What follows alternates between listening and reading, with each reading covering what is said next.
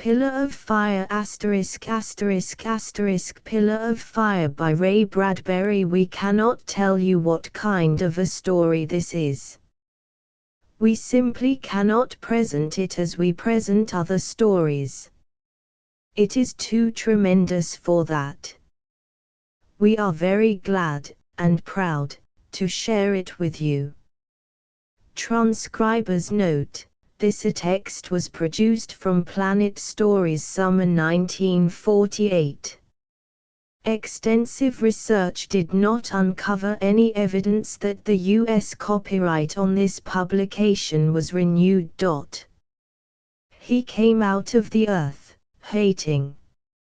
Hate was his father, hate was his mother. It was good to walk again. It was good to leap up out of the earth, off of your back, and stretch your cramped arms violently and try to take a deep breath. He tried. He cried out. He couldn't breathe. He flung his arms over his face and tried to breathe. It was impossible. He walked on the earth, he came out of the earth. But he was dead. He couldn't breathe. He could take air into his mouth and force it half down his throat, with withered moves of long dormant muscles, wildly, wildly. And with this little air he could shout and cry. He wanted to have tears, but he couldn't make them come, either. All he knew was that he was standing upright, he was dead, he shouldn't be walking. He couldn't breathe and yet he stood. The smells of the world were all about him. Frustratedly, he tried to smell the smells of autumn. Autumn was burning the land down into ruin. All across the country the ruins of summer lay. Vast forests bloomed with flame, tumbled down timber on empty, unleafed timber. The smoke of the burning was rich, blue, and invisible. He stood in the graveyard, hating. He walked through the world and yet could not taste nor smell of it. He heard, yes. The wind roared on his newly opened ears. But he was dead. Even though he walked, he knew he was dead and should expect not too much of himself or this hateful living world. He touched the tombstone over his own empty grave. He knew his own name again. It was a good job of carving. William Lantry, that's what the gravestone said. His fingers trembled on the cool stone surface. Born 1898, died 1933, born again. What year? He glared at the sky and the midnight autumnal stars moving in slow illuminations across the windy black. He read the tiltings of centuries in those stars. Orion thus and so, Auriga here. And where Taurus? There. His eyes narrowed. His lips spelled out the year, 2349. An odd number. Like a school sum. They used to say a man couldn't encompass any number over 100. After that it was all so damned abstract there was no use counting. This was the year 2349. A numeral, a sum. And here he was, a man who had lain in his hateful dark coffin, hating to be buried, hating the living people above who lived and lived and lived, hating them for all the centuries, until today. Now, born out of hatred, he stood by his own freshly excavated grave, the smell of raw earth in the air, perhaps, but he could not smell it. He said, addressing a poplar tree that was shaken by the wind, "I'm an anachronism." He smiled faintly. He looked at the graveyard. It was cold and empty. All of the stones had been ripped up and piled like so many flat bricks, one atop another, in the far corner by the wrought iron fence. This had been going on for 2 endless weeks. In his deep secret coffin he had heard the heartless, wild stirring as the men jabbed the earth with cold spades and tore out the coffins and carried away the withered ancient bodies to be burned. Twisting with fear in his coffin, he had waited for them to come to him. Today they had arrived at his coffin. But, late. They had dug down to within an inch of the lid. 5 o'clock bell, time for quitting. Home to supper. The workers had gone off. Tomorrow they would finish the job, they said, shrugging into their coats. Silence had come to the emptied tomb yard. Carefully, quietly, with a soft rattling of sod, the coffin lid had lifted. William Lantry stood trembling now, in the last cemetery on earth. Remember, he asked himself, looking at the raw earth. Remember those stories of the last man on earth. Those stories of men wandering in ruins, alone. Well, you, William Lantry, are a switch on the old story. Do you know that? You are the last dead man in the whole damned world.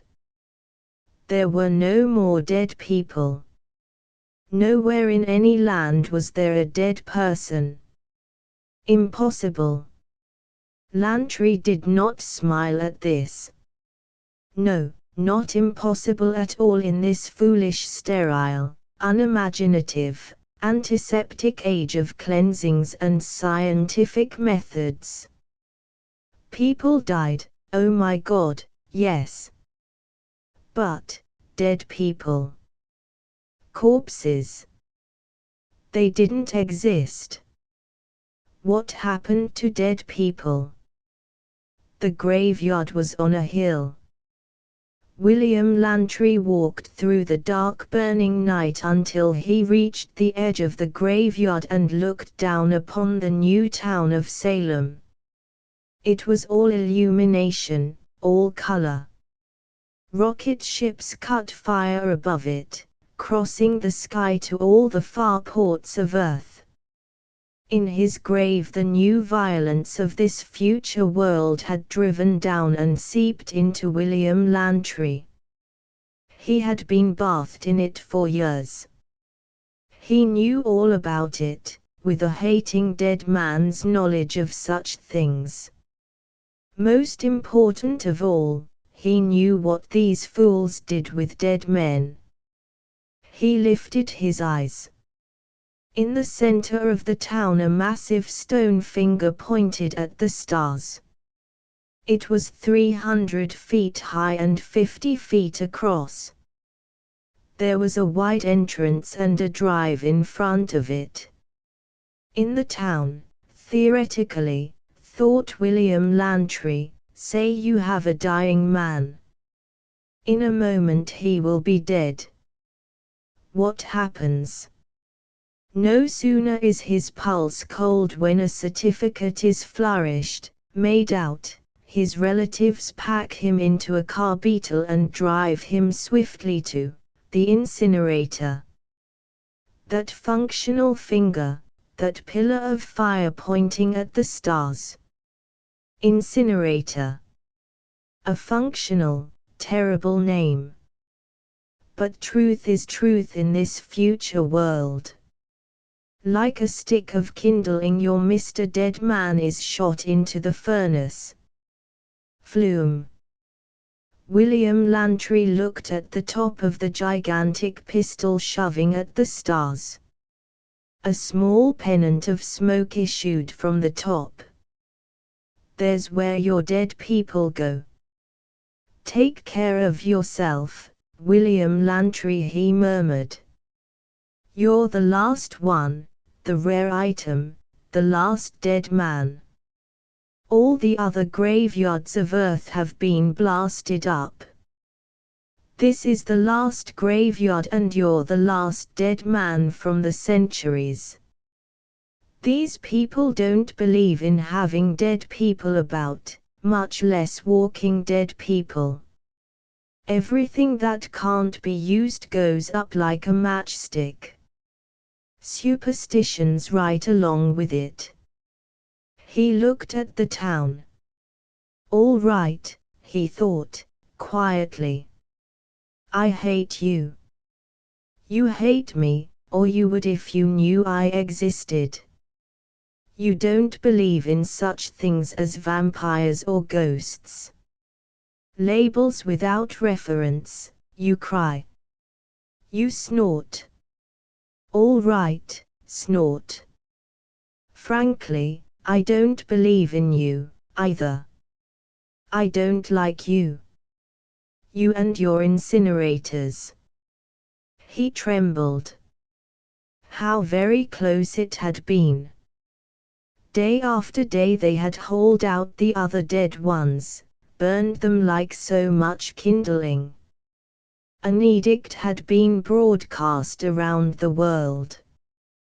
He had heard the digging men talk as they worked.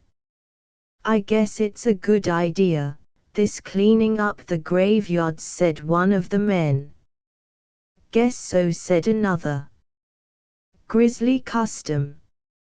Can you imagine?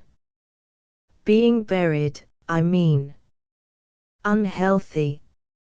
All them germs. Sort of a shame. Romantic, kind of. I mean, leaving just this one graveyard untouched all these centuries. The other graveyards were cleaned out. What year was it, Jim?" "About 2260, I think." "Yeah, that was it, 2260, almost 100 years ago. But some Salem committee, they got on their high horse and they said, 'Look here, let's have just one graveyard left, to remind us of the customs of the barbarians.' And the government scratched its head, thunk it over, and said, 'Okay. Salem it is. But all other graveyards go, you understand, all.' And away they went," said Jim. "Sure, they sucked out with fire and steam shovels and rocket cleaners. If they knew a man was buried in a cow pasture, they fixed him. Evacuated them, they did. Sort of cruel, I say. I hate to sound old-fashioned, but still there were a lot of tourists came here every year, just to see what a real graveyard was like." "Right. We had nearly 1 million people in the last 3 years visiting. A good revenue. But a government order is an order. The government says no more morbidity, so flush her out we do. Here we go. Hand me that spade, Bill." William Lantry stood in the autumn wind, on the hill. It was good to walk again, to feel the wind and to hear the leaves scuttling like mice on the road ahead of him. It was good to see the bitter cold stars almost blown away by the wind. It was even good to know fear again. For fear rose in him now, and he could not put it away. The very fact that he was walking made him an enemy. And there was not another friend, another dead man, in all of the world, to whom one could turn for help or consolation. It was the whole melodramatic living world against one William Lantry.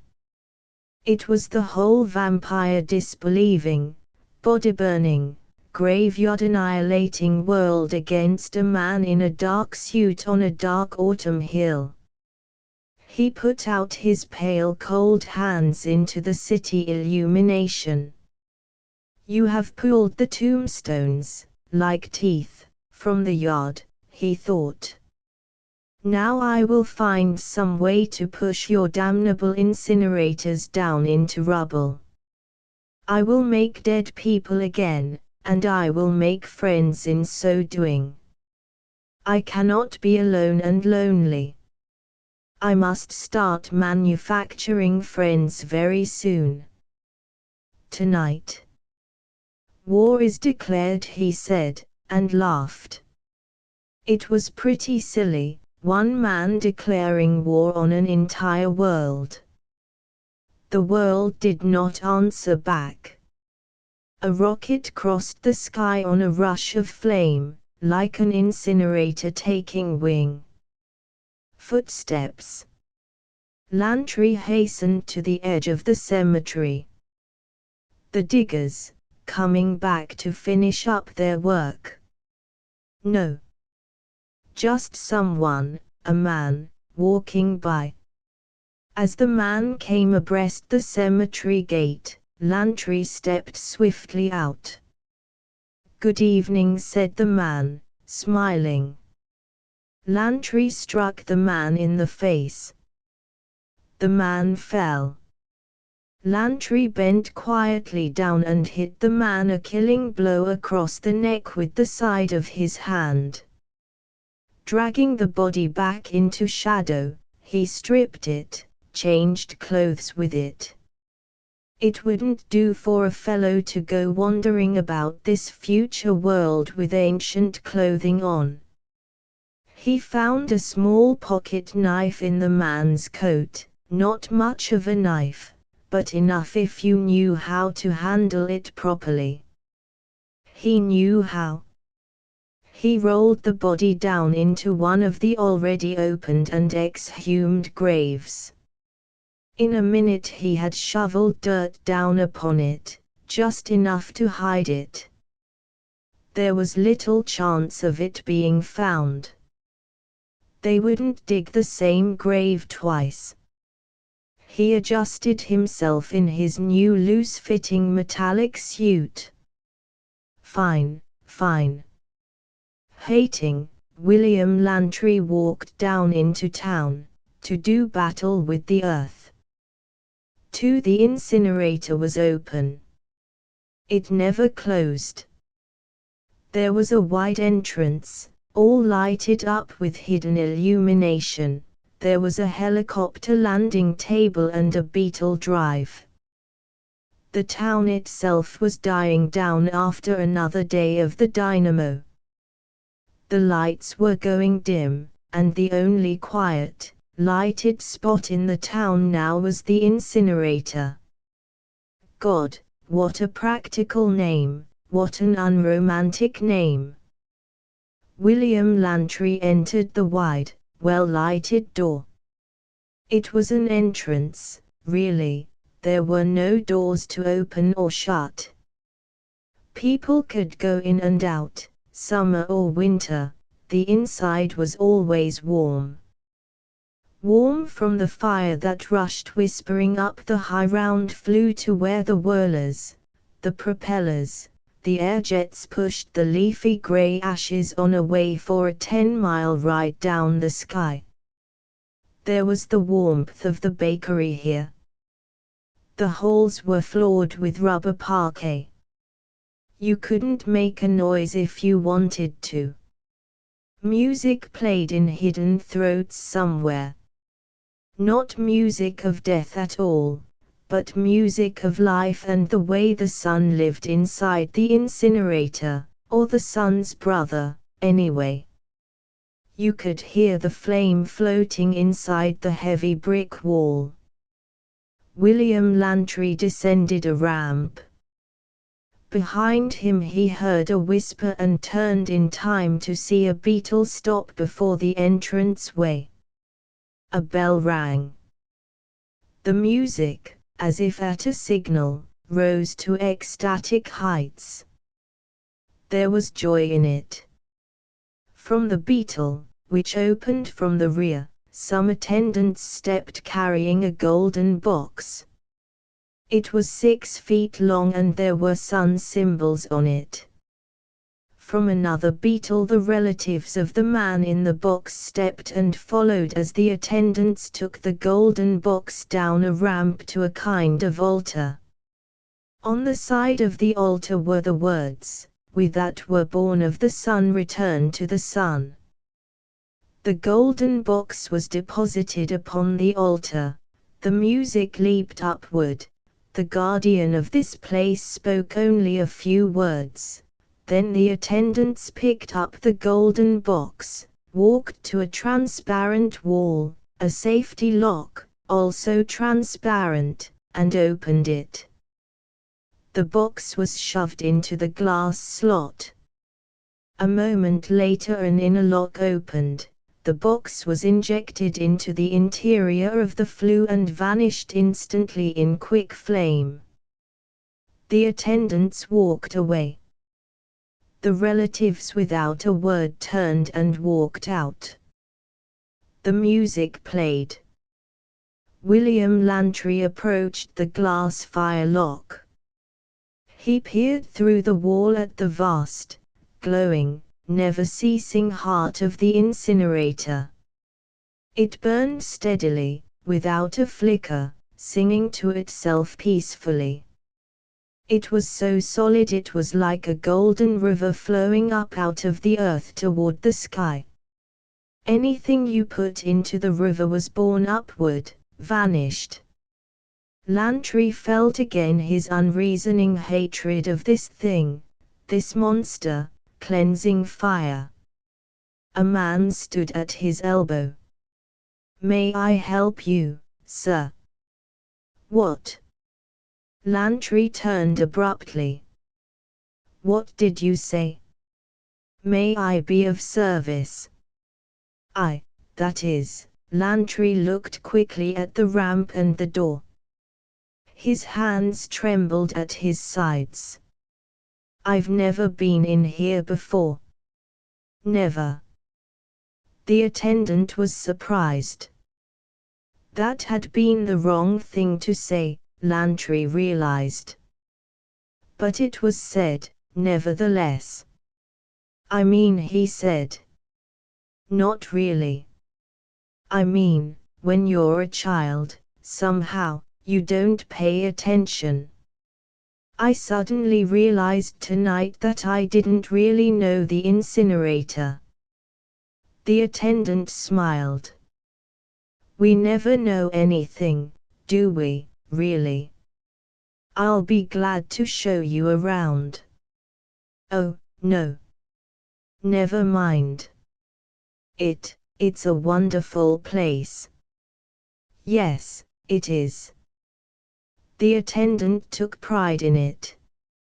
"One of the finest in the world, I think." Lantry felt he must explain further. "I haven't had many relatives die on me since I was a child. In fact, none. So, you see, I haven't been here for many years." "I see." The attendant's face seemed to darken somewhat. "What have I said now?" thought Lantry. "What in God's name is wrong? What have I done? If I'm not careful I'll get myself shoved right into that damnable fire trap. What's wrong with this fellow's face? He seems to be giving me more than the usual going over." "You wouldn't be one of the men who've just returned from Mars, would you?" asked the attendant. "No." "Why do you ask?" "No matter." The attendant began to walk off. "If you want to know anything, just ask me." "Just one thing," said Lantry. "What's that?" "This." Lantry dealt him a stunning blow across the neck. He had watched the fire trap operator with expert eyes. Now, with the sagging body in his arms, he touched the button that opened the warm outer lock, placed the body in, heard the music rise, and saw the inner lock open. The body shot out into the river of fire. The music softened. "Well done, Lantry, well done." Barely an instant later another attendant entered the room. Lantry was caught with an expression of pleased excitement on his face. The attendant looked around as if expecting to find someone, then he walked toward Lantry. "May I help you?" "Just looking," said Lantry. "Rather late at night," said the attendant. "I couldn't sleep." That was the wrong answer, too. Everybody slept in this world. Nobody had insomnia. If you did, you simply turned on a hypno ray, and, 60 seconds later, you were snoring. Oh, he was just full of wrong answers. First, he had made the fatal error of saying he had never been in the incinerator before, when he knew damned well that all children were brought here on tours, every year, from the time they were 4, to instill the idea of the clean fire death and the incinerator in their minds. Death was a bright fire, death was warmth and the sun. It was not a dark, shadowed thing. That was important in their education. And he, pale thoughtless fool, had immediately gabbled out his ignorance. And another thing, this paleness of his. He looked at his hands and realized with growing terror that a pale man also was non-existent in this world. They would suspect his paleness. That was why the first attendant had asked, "Are you one of those men newly returned from Mars?" Here, now, this new attendant was clean and bright as a copper penny, his cheeks red with health and energy. Lantry hid his pale hands in his pockets. But he was fully aware of the searching the attendant did on his face. "I mean to say," said Lantry, "I didn't want to sleep. I wanted to think." "Was there a service held here a moment ago?" asked the attendant, looking about. "I don't know, I just came in. I thought I heard the fire lock open and shut." "I don't know," said Lantry. The man pressed a wall button. "Anderson?" a voice replied. "Yes." "Locate Saul for me, will you? I'll ring the corridors." A pause. "Can't find him." "Thanks." The attendant was puzzled. He was beginning to make little sniffing motions with his nose. "Do you smell anything?" Lantry sniffed. "No." "Why?" "I smell something." Lantry took hold of the knife in his pocket. He waited. "I remember once when I was a kid," said the man. "And we found a cow lying dead in the field. It had been there 2 days in the hot sun. That's what this smell is. I wonder what it's from." "Oh, I know what it is," said Lantry quietly. He held out his hand. Here. What? Me, of course. You. Dead several hundred years. You're an odd joker. The attendant was puzzled. Very. Lantry took out the knife. Do you know what this is? A knife. Do you ever use knives on people anymore? How do you mean? I mean, killing them, with knives or guns or poison. You are an odd joker. The man giggled awkwardly. I'm going to kill you, said Lantry. Nobody kills anybody, said the man. Not anymore, they don't. But they used to, in the old days. I know they did. This will be the first murder in 300 years. I just killed your friend. I just shoved him into the firelock. That remark had the desired effect. It numbed the man so completely, it shocked him so thoroughly with its illogical aspects that Lantry had time to walk forward. He put the knife against the man's chest. I'm going to kill you. That's silly, said the man, numbly. People don't do that. Like this, said Lantry. You see. The knife slid into the chest. The man stared at it for a moment. Lantry caught the falling body. 3. The Salem flu exploded at 6 that morning.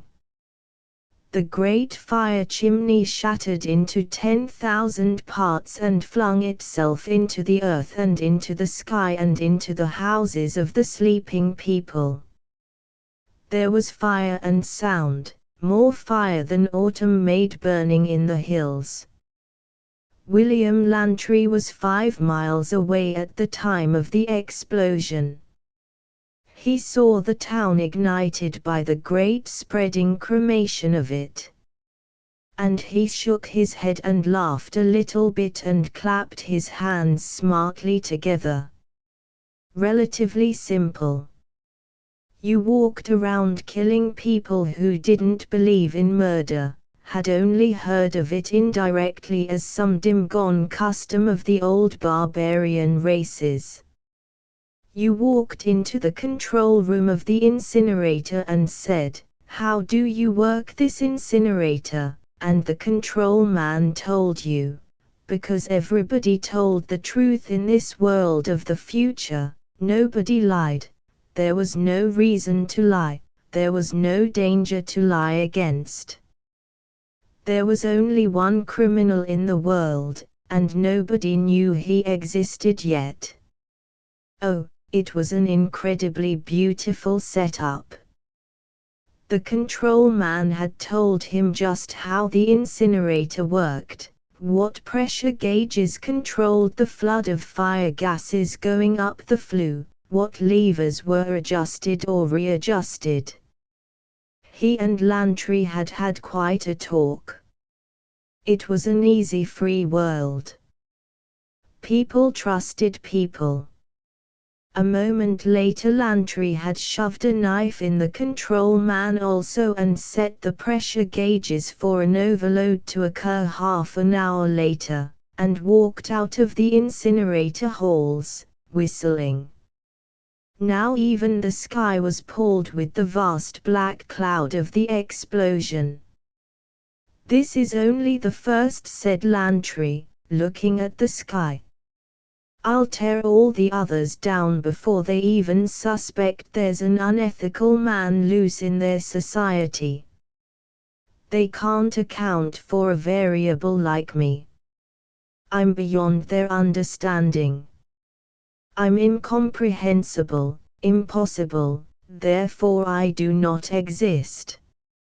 My God, I can kill hundreds of thousands of them before they even realize murder is out in the world again. I can make it look like an accident each time, Why, the idea is so huge, it's unbelievable. The fire burned the town. He sat under a tree for a long time, until morning. Then, he found a cave in the hills, and went in, to sleep. He awoke at sunset with a sudden dream of fire. He saw himself pushed into the flue, cut into sections by flame, burned away to nothing. He sat up on the cave floor, laughing at himself. He had an idea. He walked down into the town and stepped into an audio booth. He dialed operator. "Give me the police department," he said. "I beg your pardon," said the operator. He tried again. "The law force," he said. "I will connect you with the peace control," she said, at last. A little fear began ticking inside him like a tiny watch.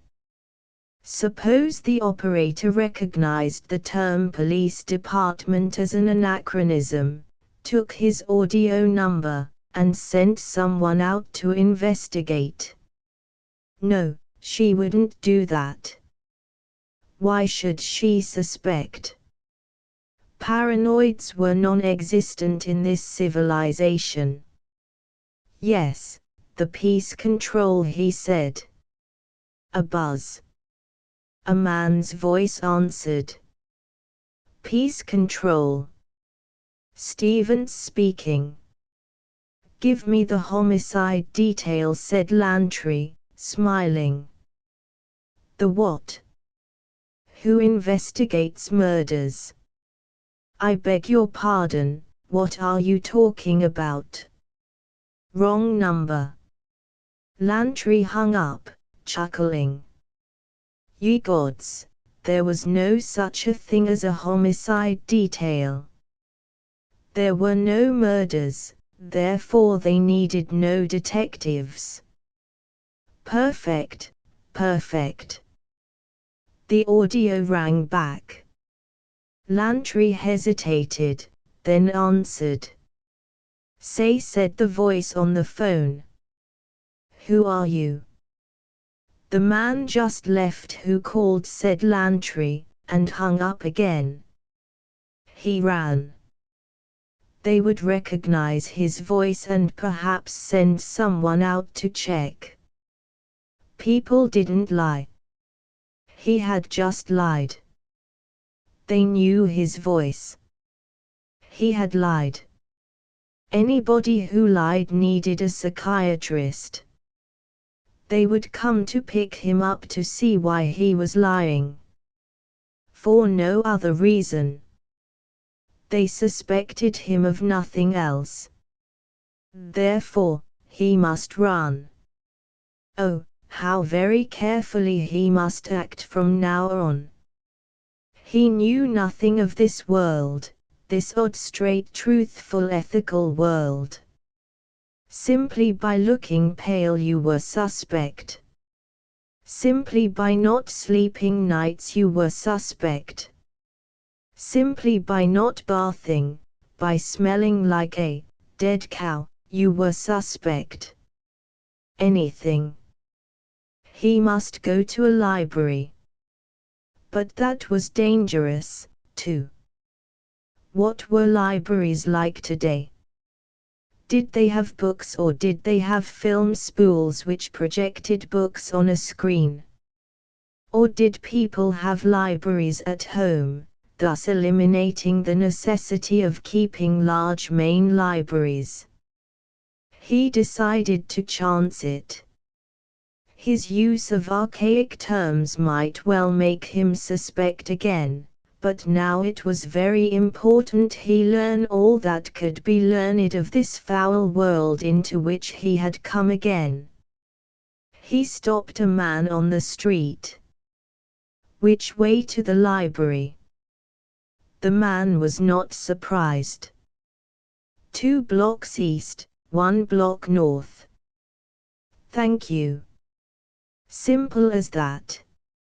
He walked into the library a few minutes later. May I help you?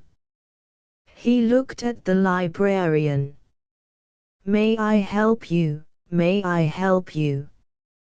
What a world of helpful people. I'd like to have Edgar Allan Poe. His verb was carefully chosen. He didn't say read. He was too afraid that books were passe, that printing itself was a lost art. Maybe all books today were in the form of fully delineated three-dimensional motion pictures. How in hell could you make a motion picture out of Socrates, Schopenhauer, Nietzsche and Freud? What was that name again? Edgar Allan Poe. There is no such author listed in our files. Will you please check? She checked. Oh, yes. There's a red mark on the file card. He was one of the authors in the Great Burning of 2265. How ignorant of me. That's all right, she said. Have you heard much of him? He had some interesting barbarian ideas on death, said Lantry. Horrible ones, she said, wrinkling her nose. Ghastly. Yes. Ghastly. Abominable, in fact. Good thing he was burned. Unclean. By the way, do you have any of Lovecraft? Is that a sex book? Lantry exploded with laughter. No, no. It's a man. She riffled the file. He was burned, too. Along with Poe. I suppose that applies to Machen and a man named Deleth and one named Ambrose Bierce, also. Yes. She shut the file cabinet. All burned. And good riddance. She gave him an odd warm look of interest. I bet you've just come back from Mars. Why do you say that? There was another explorer in here yesterday. He'd just made the Mars hop and return. He was interested in supernatural literature, also. It seems there are actually tombs on Mars. What are tombs? Lantry was learning to keep his mouth closed. You know, those things they once buried people in. Barbarian custom. Ghastly. Isn't it? Well, seeing the Martian tombs made this young explorer curious. He came and asked if we had any of those authors you mentioned. Of course we haven't even a smidge of their stuff. She looked at his pale face. You are one of the Martian rocket men, aren't you? Yes, he said. Got back on the ship the other day. The other young man's name was Burke. Of course.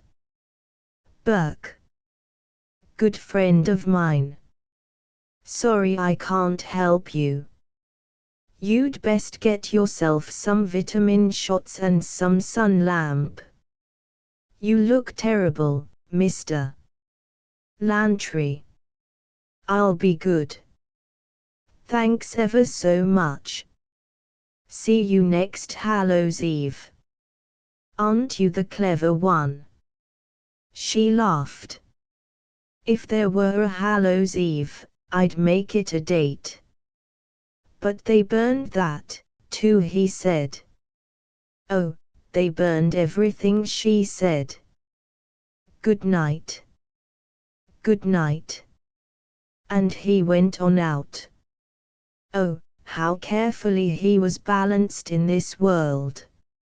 like some kind of dark gyroscope, whirling with never a murmur, a very silent man. As he walked along the 8 o'clock evening street, he noticed with particular interest that there was not an unusual amount of lights about. There were the usual street lights at each corner, but the blocks themselves were only faintly illuminated. Could it be that these remarkable people were not afraid of the dark? Incredible nonsense! Everyone was afraid of the dark. Even he himself had been afraid, as a child. It was as natural as eating. A little boy ran by on pelting feet, followed by 6 others. They yelled and shouted and rolled on the dark, cool October lawn, in the leaves. Lantry looked on for several minutes before addressing himself to one of the small boys who was for a moment taking a respite, gathering his breath into his small lungs, as a boy might blow to refill a punctured paper bag. "Here, now," said Lantry. "You'll wear yourself out." "Sure," said the boy. "Could you tell me," said the man, "why there are no street lights in the middle of the blocks?" "Why?" asked the boy. "I'm a teacher, I thought I'd test your knowledge," said Lantry. "Well," said the boy, "you don't need lights in the middle of the block, that's why." "But it gets rather dark," said Lantry. "So," said the boy.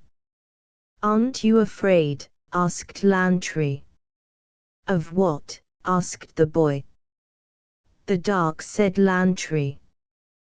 "Ho ho," said the boy. "Why should I be?"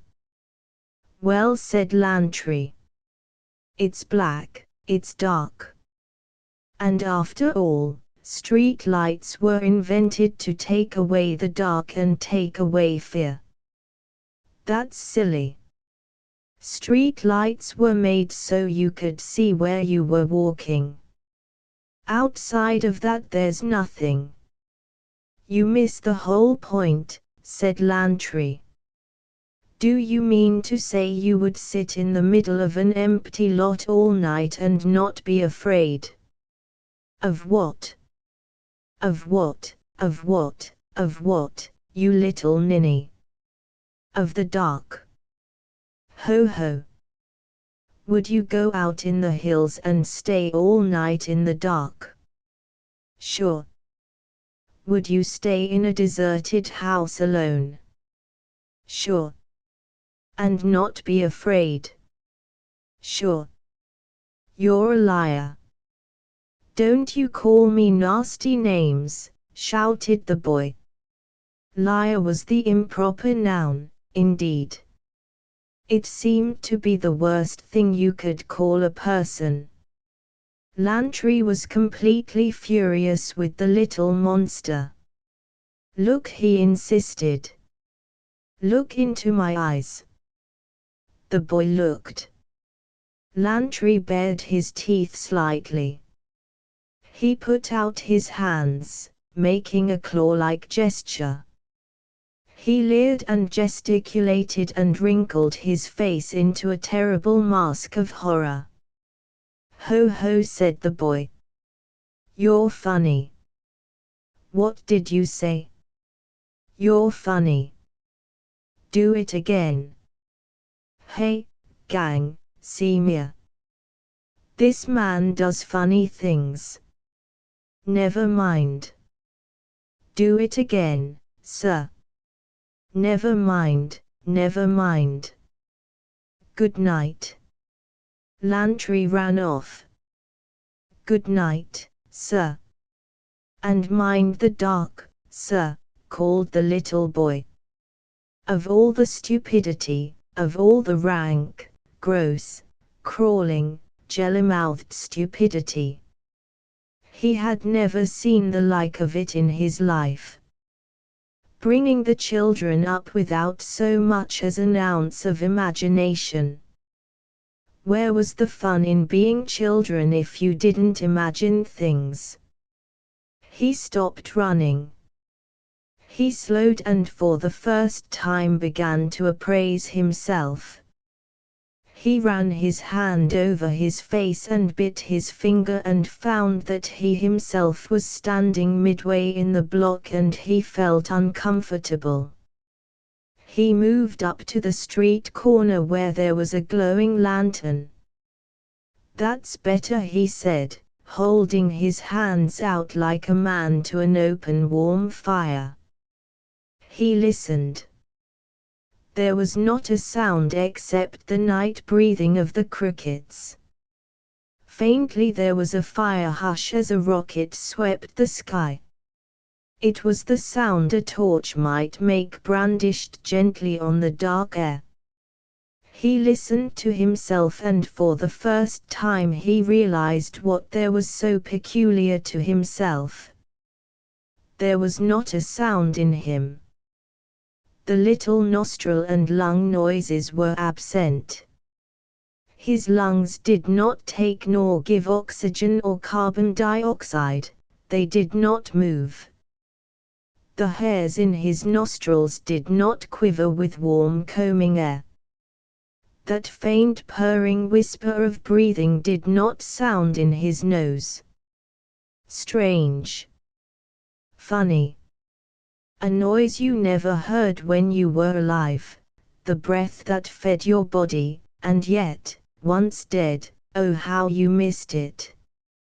The only other time you ever heard it was on deep dreamless awake nights when you wakened and listened and heard first your nose taking and gently poking out the air, and then the dull deep dim red thunder of the blood in your temples, in your eardrums, in your throat, in your aching wrists, in your warm loins, in your chest. All of those little rhythms, gone. The wrist beat gone, the throat pulse gone, the chest vibration gone. The sound of the blood coming up down around and through, up down around and through. Now it was like listening to a statue. And yet he lived. Or, rather, moved about. And how was this done, over and above scientific explanations, theories, doubts? By one thing, and one thing alone. Hatred. Hatred was a blood in him, it went up down around and through, up down around and through. It was a heart in him, not beating, true, but warm. He was, what? Resentment. Envy. They said he could not lie any longer in his coffin in the cemetery. He had wanted to. He had never had any particular desire to get up and walk around. It had been enough, all these centuries, to lie in the deep box and feel but not feel the ticking of the million insect watches in the earth around, the moves of worms like so many deep thoughts in the soil. But then they had come and said, "Out you go and into the furnace." And that is the worst thing you can say to any man. You cannot tell him what to do. If you say you are dead, he will want not to be dead. If you say there are no such things as vampires, by God, that man will try to be one just for spite. If you say a dead man cannot walk, he will test his limbs. If you say murder is no longer occurring, he will make it occur. He was, in toto, all the impossible things. They had given birth to him with their damnable practices and ignorances. Oh, how wrong they were! They needed to be shown. He would show them. Sun is good, so is night, there is nothing wrong with dark, they said. Dark is horror, he shouted, silently, facing the little houses. It is meant for contrast. You must fear, you hear. That has always been the way of this world. You destroyers of Edgar Allan Poe and fine big-worded Lovecraft, you burner of Halloween masks and destroyer of pumpkin jack-o'-lanterns. I will make night what it once was, the thing against which man built all his lanterned cities and his many children. As if in answer to this, a rocket, flying low, trailing a long rakish feather of flame. It made Lantry flinch and draw back. For it was but 10 miles to the little town of Science Port. He made it by dawn, walking. But even this was not good. At 4 in the morning a silver beetle pulled up on the road beside him. "Hello," called the man inside.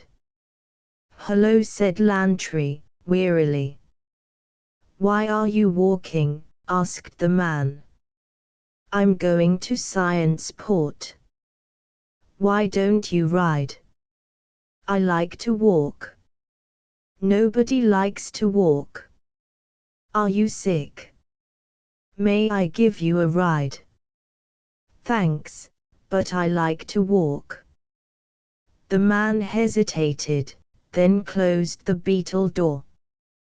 "Good night." When the beetle was gone over the hill, Lantry retreated into a nearby forest. A world full of bungling helping people. By God, you couldn't even walk without being accused of sickness. That meant only one thing. He must not walk any longer, he had to ride. He should have accepted that fellow's offer. The rest of the night he walked far enough off the highway so that if a beetle rushed by he had time to vanish in the underbrush. At dawn he crept into an empty dry water drain and closed his eyes. The dream was as perfect as a rhymed snowflake. He saw the graveyard where he had lain deep and ripe over the centuries. He heard the early morning footsteps of the laborers returning to finish their work. "Would you mind passing me the shovel, Jim?" "Here you go." Wait a minute." "What's up?" "Look here. We didn't finish last night, did we?" "No." "There was one more coffin, wasn't there?" "Yes." "Well, here it is, and open." "You've got the wrong hole." "What's the name say on the gravestone?" "Lantry." "William Lantry." "That's him, that's the one." "Gone." "What could have happened to it?" "How do I know?" "The body was here last night." "We can't be sure, we didn't look." "God, man, people don't bury empty coffins." "He was in his box." "Now he isn't." "Maybe this box was empty." "Nonsense." "Smell that smell." "He was here all right." A pause. "Nobody would have taken the body, would they?" "What for?" "A curiosity, perhaps." "Don't be ridiculous." "People just don't steal." "Nobody steals." "Well, then, there's only one solution." "And?" He got up and walked away. A pause. In the dark dream, Lantry expected to hear laughter. There was none. Instead, the voice of the gravedigger, after a thoughtful pause, said, Yes. That's it, indeed. He got up and walked away. That's interesting to think about, said the other. Isn't it, though? Silence. Lantry awoke. It had all been a dream, but God, how realistic. How strangely the two men had carried on. But not unnaturally, oh, no. That was exactly how you expected men of the future to talk. Men of the future. Lantry grinned wryly. That was an anachronism for you. This was the future. This was happening now. It wasn't 300 years from now, it was now, not then, or any other time. This wasn't the 20th century. Oh, how calmly those two men in the dream had said, he got up and walked away. Interesting to think about. Isn't it, though? With never a quaver in their voices. With not so much as a glance over their shoulders or a tremble of spade in hand. But, of course, with their perfectly honest, logical minds, there was but one explanation: certainly nobody had stolen the corpse. Nobody steals. The corpse had simply got up and walked off.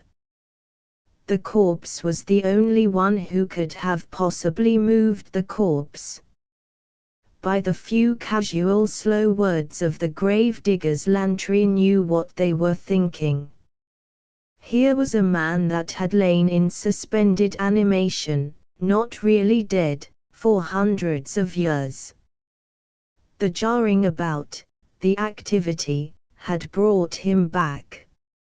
Everyone had heard of those little green toads that are sealed for centuries inside mud rocks or in ice patties, alive, oh. And how when scientists chipped them out and warmed them like marbles in their hands, the little toads leapt about and frisked and blinked.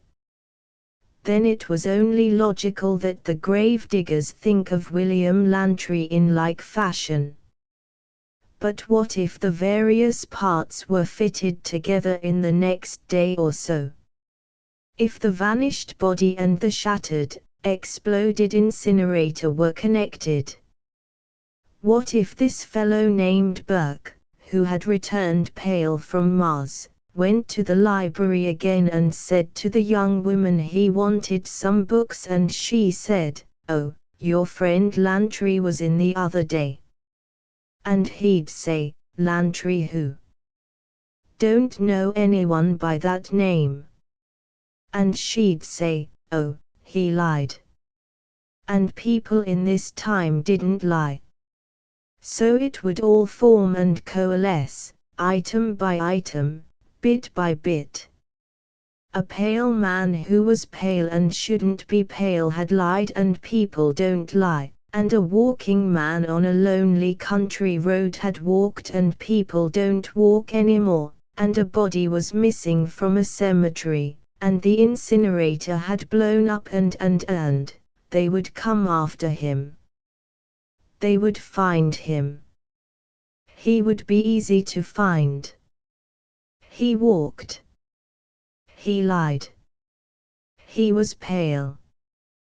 They would find him and take him and stick him through the open firelock of the nearest burner, and that would be your Mr. William Lantry, like a 4th of July set piece. They would come after him. They would find him. There was only one thing to be done efficiently and completely. He arose in violent moves. His lips were wide and his dark eyes were flared, and there was a trembling and burning all through him. He must kill and kill and kill and kill and kill. He must make his enemies into friends, into people like himself who walked but shouldn't walk, who were pale in a land of pinks. He must kill and then kill and then kill again. He must make bodies and dead people and corpses. He must destroy incinerator after flue after burner after incinerator. Explosion on explosion. Death on death. Then, when the incinerators were all in thrown ruin, and the hastily established morgues were jammed with the bodies of people shattered by the explosion, then he would begin his making of friends, his enrollment of the dead in his own cause. Before they traced and found and killed him, they must be killed themselves. So far he was safe. He could kill and they would not kill back. People simply do not go around killing. That was his safety margin. He climbed out of the abandoned drain, stood in the road. He took the knife from his pocket and hailed the next beetle. It was like the 4th of July. The biggest damned firecracker of them all. The Science Port incinerator split down the middle and flew apart. It made 1,000 small explosions that ended with a greater one. It fell upon the town and crushed houses and burned trees. It woke people from sleep and then put them to sleep again, forever, an instant later. William Lantry, sitting in a beetle that was not his own, tuned idly to a station on the audio dial. The collapse of the incinerator had killed some 400 people. Many had been caught in flattened houses, others struck by flying metal. A temporary morgue was being set up an address was given. Lantry noted it with a pad and pencil. He could go on this way, he thought, from town to town, from country to country, destroying the burners, the pillars of fire, until the whole clean magnificent framework of flame and cauterization was tumbled. He made a fair estimate, each explosion averaged 500 dead. You could work that up to 100,000 in no time. He pressed the floor stud of the beetle. Smiling, he drove off through the dark streets of the city. The city coroner had requisitioned an old warehouse.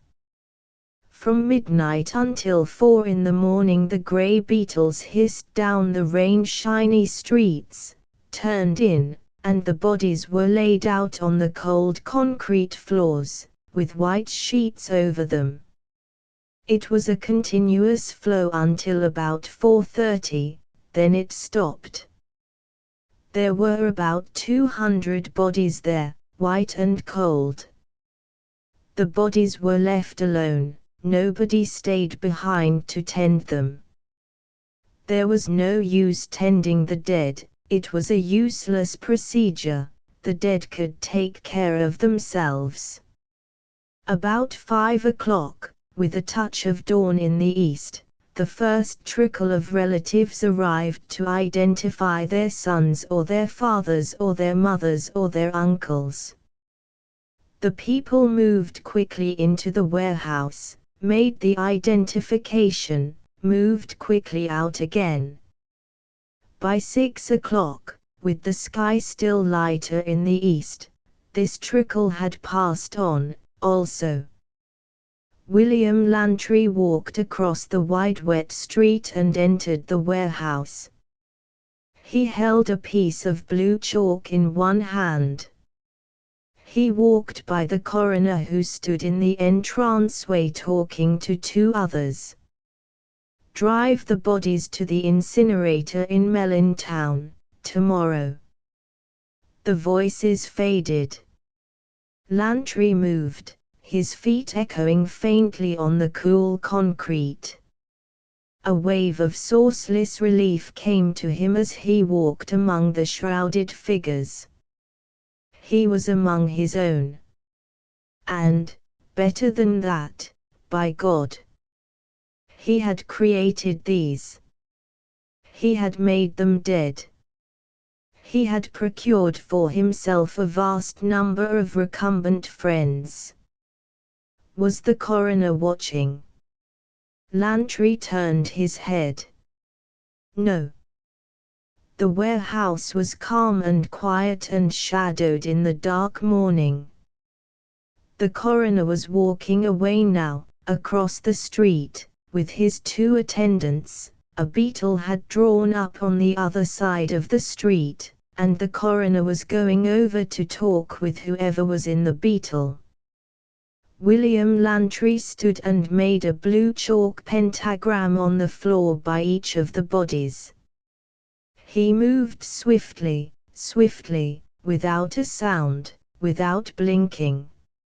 In a few minutes, glancing up now and then to see if the coroner was still busy, he had chalked the floor by 100 bodies. He straightened up and put the chalk in his pocket. Now is the time for all good men to come to the aid of their party. Now is the time for all good men to come to the aid of their party. Now is the time for all good men to come to the aid of their party. Now is the time. Lying in the earth, over the centuries, the processes and thoughts of passing peoples and passing times had seeped down to him, slowly, as into a deep-buried sponge. From some death memory in him now, ironically, repeatedly, a black typewriter clacked out black even lines of pertinent words. Now is the time for all good men, to come to the aid of William Lantry. Other words, arise my love, and come away. The quick brown fox jumped over. Paraphrase it. The quick risen body jumped over the tumbled incinerator. Lazarus, come forth from the tomb. He knew the right words. He need only speak them as they had been spoken over the centuries. He need only gesture with his hands and speak the words, the dark words that would cause these bodies to quiver, rise and walk. And when they had risen he would take them through the town, they would kill others and the others would rise and walk. By the end of the day there would be thousands of good friends walking with him. And what of the naive, living people of this year, this day, this hour? They would be completely unprepared for it. They would go down to defeat because they would not be expecting war of any sort. They wouldn't believe it possible. It would all be over before they could convince themselves that such an illogical thing could happen. He lifted his hands. His lips moved. He said the words. He began in a chanting whisper and then raised his voice, louder. He said the words again and again. His eyes were closed tightly. His body swayed. He spoke faster and faster. He began to move forward among the bodies. The dark words flowed from his mouth. He was enchanted with his own formulae. He stooped and made further blue symbols on the concrete, in the fashion of long-dead sorcerers, smiling, confident. Any moment now the first tremor of the still bodies, any moment now the rising, the leaping up of the cold ones. His hands lifted in the air. His head nodded. He spoke, he spoke, he spoke. He gestured. He talked loudly over the bodies, his eyes flaring, his body tensed. "Now," he cried, violently. "Rise, all of you." Nothing happened. "Rise," he screamed, with a terrible torment in his voice. The sheets lay in white-blue shadow folds over the silent bodies. "Hear me, and act," he shouted. Far away, on the street, a beetle hissed along. Again, again, again he shouted, pleaded. He got down by each body and asked of it his particular violent favor. No reply. He strode wildly between the even white rows, flinging his arms up, stooping again and again to make blue symbols. Lantry was very pale. He licked his lips. "Come on, get up," he said. They always have, for 1,000 years. When you make a mark, so, and speak a word, so, they always rise. Why not you now, why not you? Come on, before they come back. The warehouse went up into shadow. There were steel beams across and down. In it, under the roof, there was not a sound, except the raving of a lonely man. Lantry stopped. Through the wide doors of the warehouse he caught a glimpse of the last cold stars of morning. This was the year 2349. His eyes grew cold and his hands fell to his sides. He did not move. Once upon a time people shuddered when they heard the wind about the house. Once people raised crucifixes and wolfmen, and believed in walking dead and bats and loping white wolves. And as long as they believed, then so long did the dead, the bats, the loping wolves exist. The mind gave birth and reality to them. But he looked at the white-sheeted bodies. These people did not believe. They had never believed. They would never believe. They had never imagined that the dead might walk. The dead went up flues in flame. They had never heard superstition, never trembled or shuddered or doubted in the dark. Walking dead people could not exist, they were illogical. This was the year 2349, man, after all. Therefore, these people could not rise, could not walk again. They were dead and flat and cold. Nothing, chalk, imprecation, superstition, could wind them up and set them walking. They were dead and knew they were dead. He was alone. There were live people in the world who moved and drove beetles and drank quiet drinks in little dimly illumined bars by country roads, and kissed women and talked much good talk all day and every day. But he was not alive.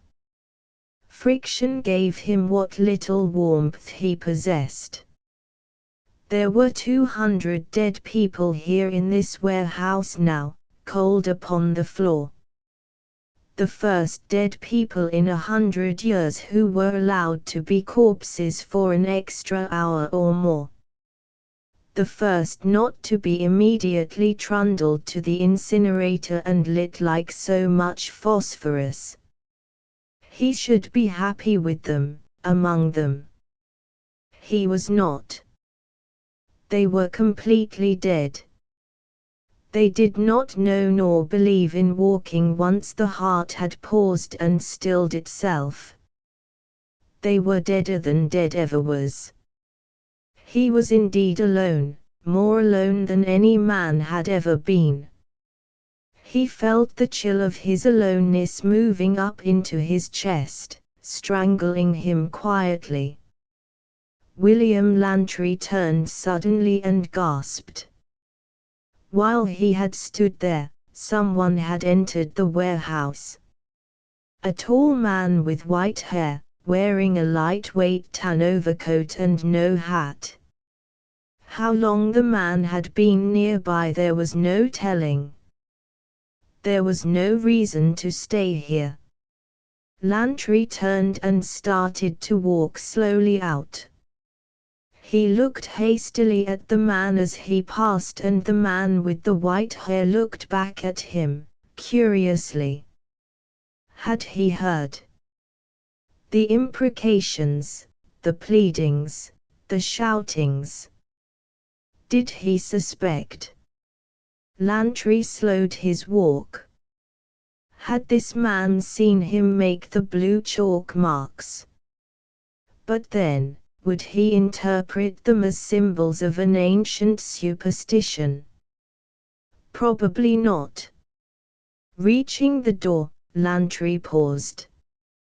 For a moment he did not want to do anything but lie down and be coldly, really dead again, and be carried silently down the street to some distant burning flue and there dispatched in ash and whispering fire.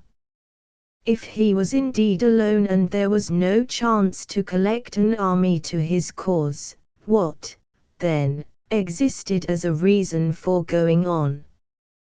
Killing. Yes, he'd kill a few thousand more. But that wasn't enough. You can only do so much of that before they drag you down. He looked at the cold sky. A rocket went across the black heaven, trailing fire. Mars burned red among a million stars. Mars. The library. The librarian. Talk. Returning rocket men. Tombs. Lantry almost gave a shout. He restrained his hand, which wanted so much to reach up into the sky and touch Mars. Lovely red star on the sky. Good star that gave him sudden new hope. If he had a living heart now it would be thrashing wildly, and sweat would be breaking out of him, and his pulses would be stammering, and tears would be in his eyes. He would go down to wherever the rockets sprang up into space. He would go to Mars, one way or another. He would go to the Martian tombs.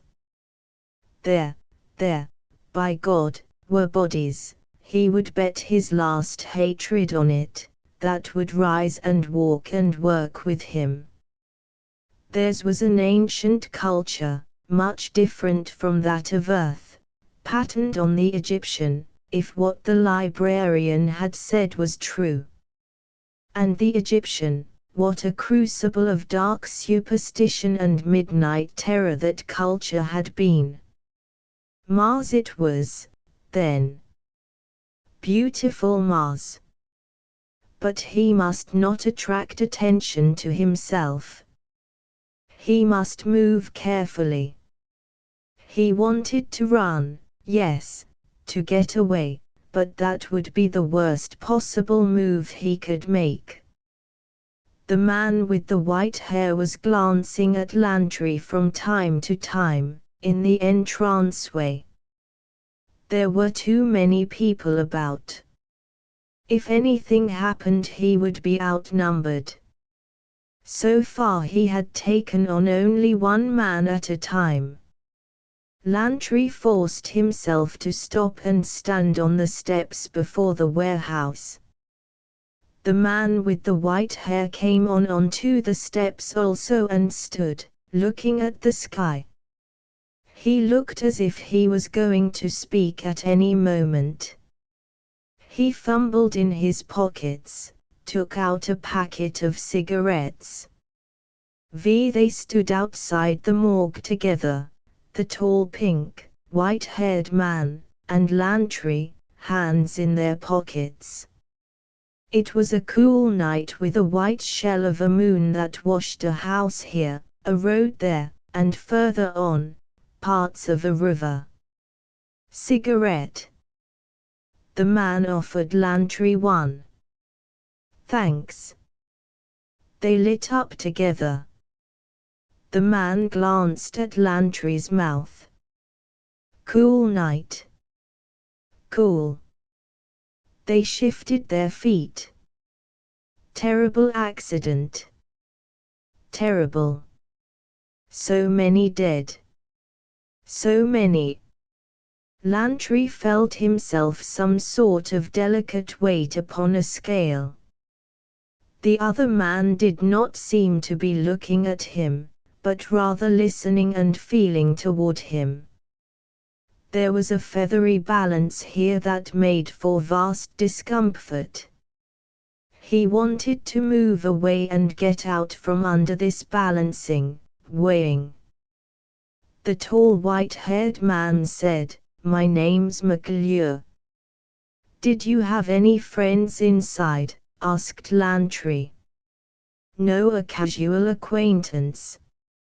"Awful accident." "Awful." They balanced each other. A beetle hissed by on the road with its 17 tires whirling quietly. The moon showed a little town further over in the Black Hills. "I say," said the man McClure. "Yes." "Could you answer me a question?" "Be glad to." He loosened the knife in his coat pocket, ready. "Is your name Lantry?" asked the man at last. "Yes." "William Lantry?" "Yes." "Then you're the man who came out of the Salem graveyard day before yesterday, aren't you?" "Yes." "Good Lord, I'm glad to meet you, Lantry. We've been trying to find you for the past 24 hours. The man seized his hand, pumped it, slapped him on the back.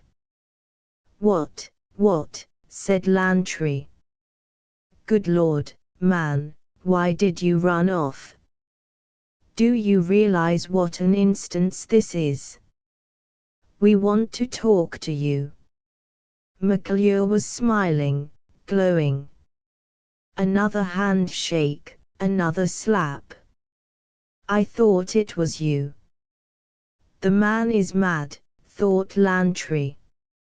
Absolutely mad.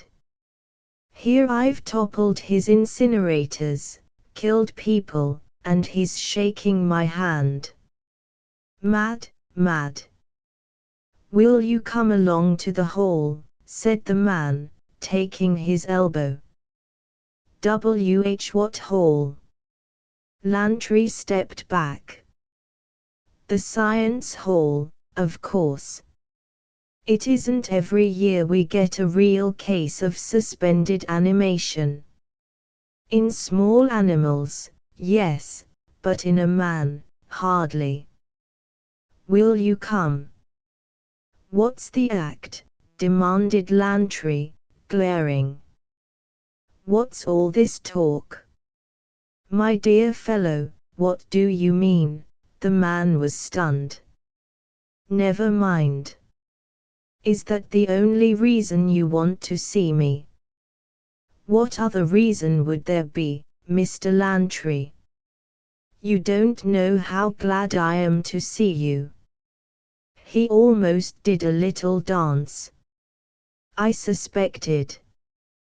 When we were in there together. You being so pale and all.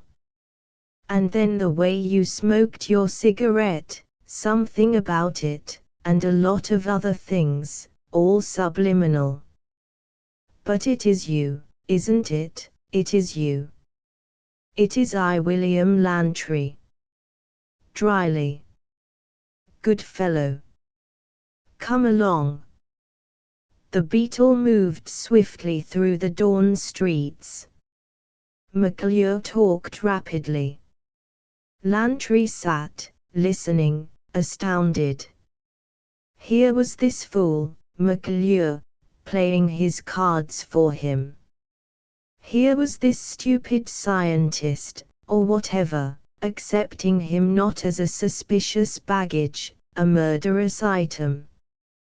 Oh no. Quite the contrary. Only as a suspended animation case was he considered. Not as a dangerous man at all. Far from it. Of course, cried McClure, grinning. You didn't know where to go, whom to turn to. It was all quite incredible to you. Yes. I had a feeling you'd be there at the morgue tonight, said McClure, happily. Oh. Lantry stiffened. Yes. Can't explain it. But you, how shall I put it? Ancient Americans. You had funny ideas on death. And you were among the dead so long, I felt you'd be drawn back by the accident, by the morgue and all. It's not very logical. Silly, in fact. It's just a feeling. I hate feelings, but there it was. I came on I guess you'd call it a hunch, wouldn't you? You might call it that. And there you were. There I was, said Lantry. Are you hungry? I've eaten. How did you get around? I hitchhiked. You what? People gave me rides on the road. Remarkable. I imagine it sounds that way. He looked at the passing houses. So this is the era of space travel, is it? Oh, we've been traveling to Mars for some 40 years now. Amazing. And those big funnels, those towers in the middle of every town. Those. Haven't you heard? The incinerators. Oh, of course, they hadn't anything of that sort in your time. Had some bad luck with them. An explosion in Salem and one here, all in a 48-hour period. You looked as if you were going to speak. What is it? I was thinking, said Lantry. How fortunate I got out of my coffin when I did. I might well have been thrown into one of your incinerators and burned up. That would have been terrible, wouldn't it have? Quite. Lantry toyed with the dials on the Beetle Dash. He wouldn't go to Mars. His plans were changed. If this fool simply refused to recognize an act of violence when he stumbled upon it, then let him be a fool. If they didn't connect the two explosions with a man from the tomb, all well and good. Let them go on deluding themselves. If they couldn't imagine someone being mean and nasty and murderous, heaven help them. He rubbed his hands with satisfaction. No, no Martian trip for you, as yet, Lantry lad. First we'll see what can be done boring from the inside. Plenty of time. The incinerators can wait an extra week or so. One has to be subtle, you know. Any more immediate explosions might cause quite a ripple of thought. McClure was gabbling wildly on. Of course, you don't have to be examined immediately. You'll want a rest. I'll put you up at my place. Thanks. I don't feel up to being probed and pulled. Plenty of time in a week or so. They drew up before a house and climbed out. You'll want to sleep, naturally. I've been asleep for centuries. Be glad to stay awake. I'm not a bit tired. Good. McClure let them into the house. He headed for the drink bar. A drink will fix us up. You have one, said Lantry. Later for me. I just want to sit down. By all means sit. McClure mixed himself a drink. He looked around the room, looked at Lantry, paused for a moment with the drink in his hand, tilted his head to one side, and put his tongue in his cheek. Then he shrugged and stirred the drink. He walked slowly to a chair and sat, sipping the drink quietly. He seemed to be listening for something. There are cigarettes on the table, he said. Thanks. Lantry took one and lit it and smoked it. He did not speak for some time. Lantry thought, I'm taking this all too easily. Maybe I should kill and run. He's the only one that has found me, yet. Perhaps this is all a trap. Perhaps we're simply sitting here waiting for the police. Or whatever in hell they use for police these days. He looked at McClure. No. They weren't waiting for police. They were waiting for something else. McClure didn't speak. He looked at Lantry's face and he looked at Lantry's hands. He looked at Lantry's chest a long time, with easy quietness. He sipped his drink. He looked at Lantry's feet. Finally he said, Where'd you get the clothing? I asked someone for clothes and they gave these things to me. Darned nice of them. You'll find that's how we are in this world. All you have to do is ask. McClure shut up again. His eyes moved. Only his eyes and nothing else. Once or twice he lifted his drink. A little clock ticked somewhere in the distance. Tell me about yourself, Mr. Lantry. Nothing much to tell. You're modest. Hardly. You know about the past. I know nothing of the future, or I should say today and day before yesterday. You don't learn much in a coffin. McClure did not speak. He suddenly sat forward in his chair and then leaned back and shook his head. They'll never suspect me, thought Lantry. They aren't superstitious, they simply can't believe in a dead man walking. Therefore, I'll be safe.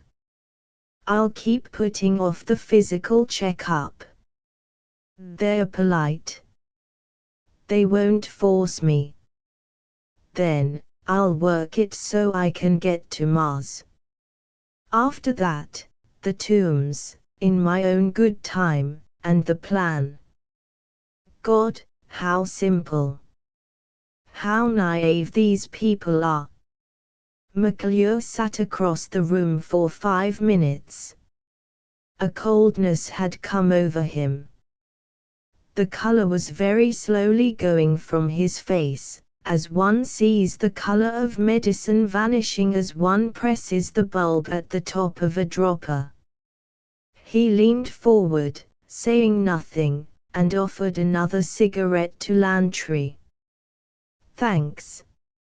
Lantry took it. McClure sat deeply back into his easy chair, his knees folded one over the other.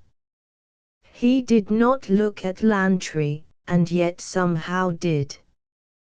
The feeling of weighing and balancing returned. McClure was like a tall thin master of hounds listening for something that nobody else could hear. There are little silver whistles you can blow that only dogs can hear.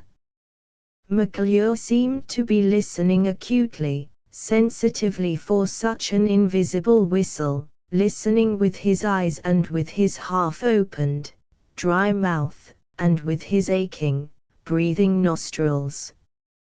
Lantry sucked the cigarette, sucked the cigarette, sucked the cigarette, and, as many times, blew out, blew out, blew out.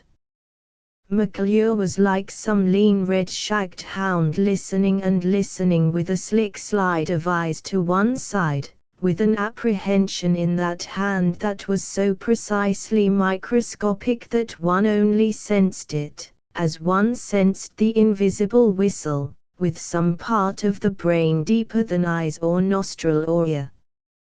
McClure was all chemist's scale, all antennae. The room was so quiet the cigarette smoke made some kind of invisible noise rising to the ceiling. McClure was a thermometer, a chemist's scales, a listening hound, a litmus paper, an antennae, all these. Lantry did not move. Perhaps the feeling would pass. It had passed before. McClure did not move for a long while and then, without a word, he nodded at the sherry decanter, and Lantry refused as silently. They sat looking but not looking at each other, again and away, again and away. McClure stiffened slowly. Lantry saw the color getting paler in those lean cheeks, and the hand tightening on the sherry glass, and a knowledge come at last to stay, never to go away, into the eyes. Lantry did not move. He could not. All of this was of such a fascination that he wanted only to see, to hear what would happen next. It was McClure's show from here on in. McClure said, "At first I thought it was the finest psychosis I have ever seen." I mean. I thought, he's convinced himself, Lantry's convinced himself, he's quite insane, he's told himself to do all these little things. McClure talked as if in a dream, and continued talking and didn't stop. I said to myself, he purposely doesn't breathe through his nose. I watched your nostrils, Lantry. The little nostril hairs never once quivered in the last hour. That wasn't enough. It was a fact I filed. It wasn't enough.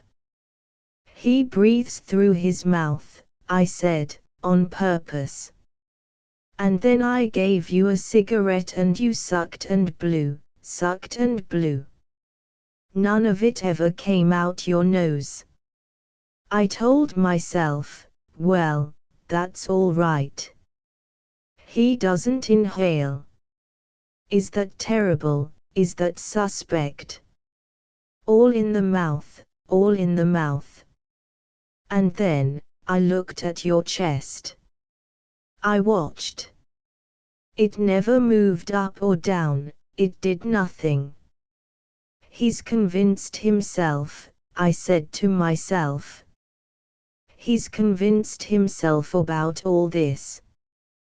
He doesn't move his chest, except slowly, when he thinks you're not looking. That's what I told myself. The words went on in the silent room, not pausing, still in a dream. And then I offered you a drink but you don't drink and I thought, he doesn't drink, I thought. Is that terrible? And I watched and watched you all this time.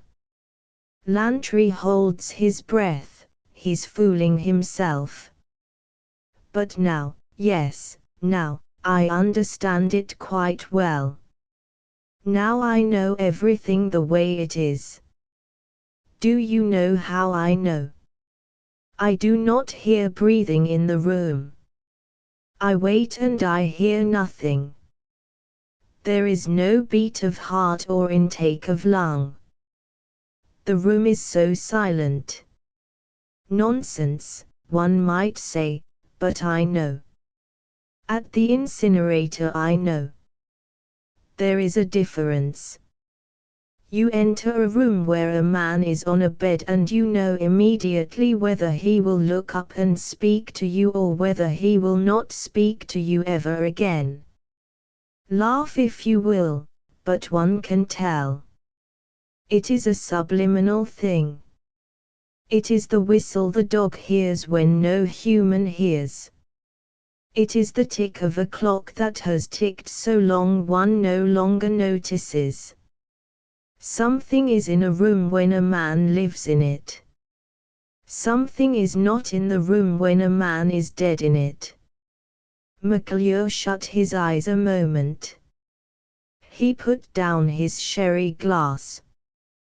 He waited a moment. He took up his cigarette and puffed it and then put it down in a black tray. I am alone in this room, he said. Lantry did not move. You are dead, said McClure. My mind does not know this. It is not a thinking thing. It is a thing of the senses and the subconscious. At first I thought, this man thinks he is dead, risen from the dead, a vampire. Is that not logical? Would not any man, buried as many centuries, raised in a superstitious, ignorant culture, think likewise of himself once risen from the tomb? Yes, that is logical. This man has hypnotized himself and fitted his bodily functions so that they would in no way interfere with his self-delusion, his great paranoia. He governs his breathing. He tells himself, I cannot hear my breathing, therefore I am dead. His inner mind senses the sound of breathing. He does not allow himself to eat or drink. These things he probably does in his sleep, with part of his mind, hiding the evidences of this humanity from his deluded mind at other times. McClure finished it. I was wrong.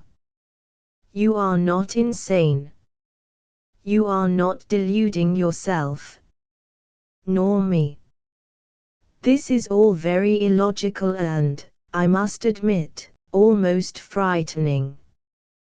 Does that make you feel good, to think you frighten me? I have no label for you. You're a very odd man, Lantry. I'm glad to have met you. This will make an interesting report indeed. Is there anything wrong with me being dead? Said Lantry. Is it a crime? You must admit it's highly unusual. But, still now, is it a crime? Asked Lantry. We have no crime, no criminal court. We want to examine you, naturally, to find out how you have happened. It is like that chemical which, 1 minute is inert, the next is living cell. Who can say where what happened to what? You are that impossibility. It is enough to drive a man quite insane. Will I be released when you are done fingering me? You will not be held. If you don't wish to be examined, you will not be. But I am hoping you will help by offering us your services. I might, said Lantry. But tell me, said McClure. What were you doing at the morgue? Nothing. I heard you talking when I came in. I was merely curious. You're lying. That is very bad, Mr. Lantry. The truth is far better. The truth is it not, that you are dead and, being the only one of your sort, were lonely. Therefore you killed people to have company. How does that follow? McClure laughed. Logic, my dear fellow. Once I knew you were really dead, a moment ago, really what do you call it, a vampire, silly word. I tied you immediately to the incinerator blasts. Before that there was no reason to connect you. But once the one piece fell into place, the fact that you were dead, then it was simple to guess your loneliness, your hate, your envy, all of the tawdry motivations of a walking corpse. It took only an instant then to see the incinerators blown to blazes, and then to think of you, among the bodies at the morgue, seeking help, seeking friends and people like yourself to work with. You're too damned smart. Lantry was out of the chair. He was halfway to the other man when McClure rolled over and scuttled away, flinging the sherry decanter. With a great despair, Lantry realized that, like a damned idiot, he had thrown away his one chance to kill McClure. He should have done it earlier. It had been Lantry's one weapon, his safety margin. If people in a society never killed each other, they never suspected one another. You could walk up to any one of them and kill him. Come back here. Lantry threw the knife. McClure got behind a chair. The idea of flight, of protection, of fighting, was still new to him. He had part of the idea, but there was still a bit of luck on Lantry's side if Lantry wanted to use it. Oh, no, said McClure, holding the chair between himself and the advancing man. You want to kill me. It's odd, but true. I can't understand it. You want to cut me with that knife or something like that, and it's up to me to prevent you from doing such an odd thing. I will kill you. Lantry let it slip out. He cursed himself. That was the worst possible thing to say. Lantry lunged across the chair, clutching at McClure. McClure was very logical. It won't do you any good to kill me. You know that. They wrestled and held each other in a wild, toppling shuffle. Tables fell over, scattering articles. You remember what happened in the morgue? I don't care, screamed Lantry. You didn't raise those dead, did you? I don't care, cried Lantry. Look here, said McClure, reasonably. There will never be any more like you, ever, there's no use. Then I'll destroy all of you, screamed Lantry. And then what? You'll still be alone, with no more like you about. I'll go to Mars. They have tombs there. I'll find more like myself. No, said McClure. The executive order went through yesterday. All of the tombs are being deprived of their bodies. They'll be burned in the next week. They fell together to the floor. Lantry got his hands on McClure's throat. Please, said McClure. Do you see, you'll die. What do you mean? Cried Lantry. Once you kill all of us, and you're alone, you'll die. The hate will die. That hate is what moves you, nothing else. That envy moves you. Nothing else. You'll die, inevitably. You're not immortal. You're not even alive, you're nothing but a moving hate. I don't care, screamed Lantry, and began choking the man, beating his head with his fists, crouched on the defenseless body. McClure looked up at him with dying eyes. The front door opened. 2 men came in. I say, said one of them. What's going on? A new game. Lantry jumped back and began to run. Yes, a new game, said McClure, struggling up. Catch him and you win. The 2 men caught Lantry. We win, they said. Let me go. Lantry thrashed, hitting them across their faces, bringing blood. Hold him tight, cried McClure. They held him. A rough game, what? One of them said. What do we do now? The beetle hissed along the shining road. Rain fell out of the sky and a wind ripped at the dark green wet trees.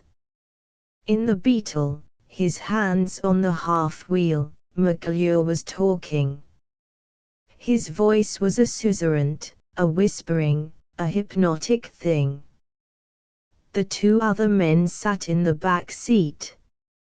Lantry sat, or rather lay, in the front seat, his head back, his eyes faintly open, the glowing green light of the dash dials showing on his cheeks.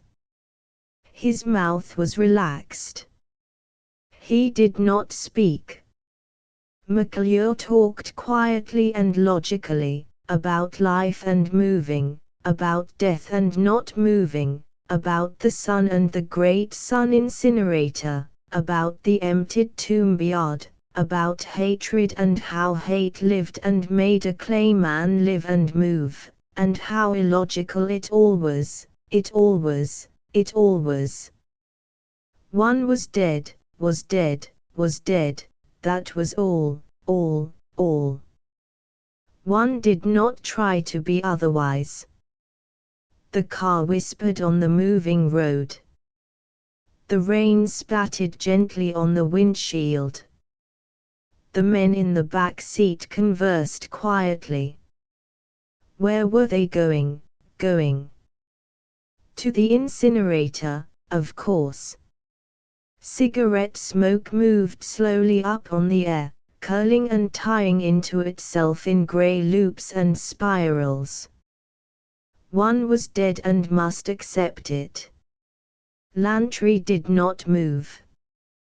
He was a marionette, the strings cut. There was only a tiny hatred in his heart, in his eyes, like twin coals, feeble, glowing, fading. I am Poe, he thought. I am all that is left of Edgar Allan Poe, and I am all that is left of Ambrose Bierce and all that is left of a man named Lovecraft. I am a grey night bat with sharp teeth, and I am a square black monolith monster. I am Osiris and Baal and Set. I am the Necronomicon, the Book of the Dead. I am the House of Usher, falling into flame. I am the Red Death. I am the man mortared into the catacomb with a cask of Amontillado. I am a dancing skeleton. I am a coffin, a shroud, a lightning bolt reflected in an old house window. I am an autumn empty tree, I am a rapping, flinging shutter. I am a yellowed volume turned by a claw hand. I am an organ played in an attic at midnight. I am a mask, a skull mask behind an oak tree on the last day of October. I am a poison apple bobbling in a water tub for child noses to bump at, for child teeth to snap. I am a black candle lighted before an inverted cross. I am a coffin lid, a sheet with eyes, a footstep on a black stairwell. I am Dunsany and Machen and I am the legend of Sleepy Hollow. I am the monkey's paw and I am the phantom rickshaw. I am the cat and the canary, the gorilla, the bat. I am the ghost of Hamlet's father on the castle wall. All of these things am I. And now these last things will be burned. While I lived they still lived. While I moved and hated and existed, they still existed. I am all that remembers them. I am all of them that still goes on, and will not go on after tonight. Tonight, all of us, Poe and Bierce and Hamlet's father, we burn together. They will make a big heap of us and burn us like a bonfire, like things of Guy Fawkes' day, gasoline, torchlight, cries and all. And what a wailing will we put up! The world will be clean of us, but in our going we shall say, oh what is the world like, clean of fear, where is the dark imagination from the dark time, the thrill and the anticipation, the suspense of old October, gone, never more to come again, flattened and smashed and burned by the rocket people, by the incinerator people, destroyed and obliterated, to be replaced by doors that open and close and lights that go on or off without fear.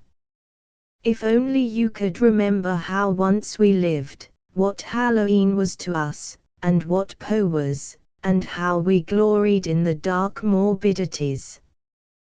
One more drink, dear friends, of Amontillado, before the burning.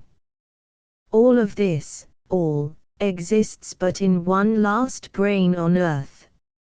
A whole world dying tonight. One more drink, pray. Here we are, said McClure. The incinerator was brightly lighted. There was quiet music nearby. McClure got out of the beetle, came around to the other side. He opened the door. Lantry simply lay there. The talking and the logical talking had slowly drained him of life. He was no more than wax now, with a small glow in his eyes. This future world, how the men talked to you, how logically they reasoned away your life. They wouldn't believe in him. The force of their disbelief froze him. He could not move his arms or his legs. He could only mumble senselessly, coldly, eyes flickering. McClure and the two others helped him out of the car, put him in a golden box and rolled him on a roller table into the warm glowing interior of the building. I am Edgar Allan Poe, I am Ambrose Bierce, I am Halloween, I am a coffin, a shroud, a monkey's paw, a phantom, a vampire. Yes, yes, said McClure, quietly, over him. I know. I know. The table glided. The walls swung over him and by him, the music played. You are dead, you are logically dead. I am Usher, I am the maelstrom, I am the MS found in a bottle, I am the pit and I am the pendulum, I am the telltale heart, I am the raven nevermore, nevermore. Yes, said McClure, as they walked softly. I know. I am in the catacomb, cried Lantry. Yes, the catacomb, said the walking man over him. I am being chained to a wall, and there is no bottle of Amontillado here, cried Lantry weakly, eyes closed. Yes, someone said. There was movement. The flame door opened. Now someone is mortaring up the cell, closing me in. Yes, I know. A whisper. The golden box slid into the flame lock. I'm being walled in. A very good joke indeed. Let us be gone. A wild scream and much laughter. We know, we understand. The inner flame lock opened. The golden coffin shot forth into flame. For the love of God, Montesa. For the love of God. Asterisk asterisk asterisk end of the Project Gutenberg ebook Pillar of Fire asterisk asterisk asterisk updated editions will replace the previous one, the old editions will be renamed. Creating the works from print editions not protected by U.S. copyright law means that no one owns a United States copyright in these works, so the Foundation, and you, can copy and distribute it in the United States without permission and without paying copyright royalties.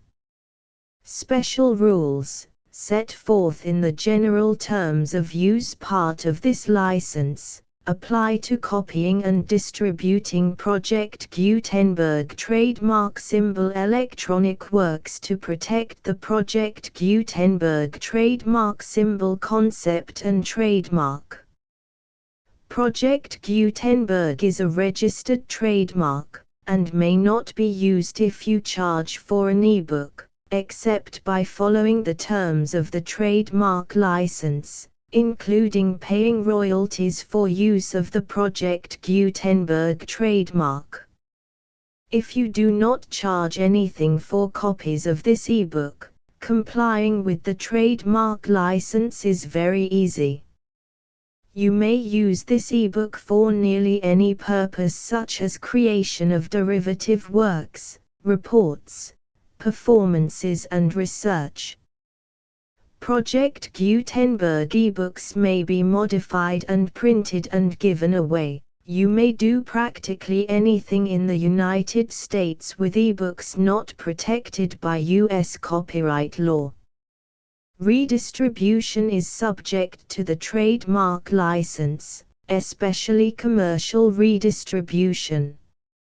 Start. Full license. The full Project Gutenberg license. Please read this before you distribute or use this work to protect the Project Gutenberg trademark symbol mission of promoting the free distribution of electronic works, by using or distributing this work, or any other work associated in any way with the phrase Project Gutenberg. You agree to comply with all the terms of the full Project Gutenberg trademark symbol license available with this file or online at www.gutenberg.org/license. Section 1. General Terms of Use and Redistributing Project Gutenberg Trademark Symbol Electronic Works 1.0.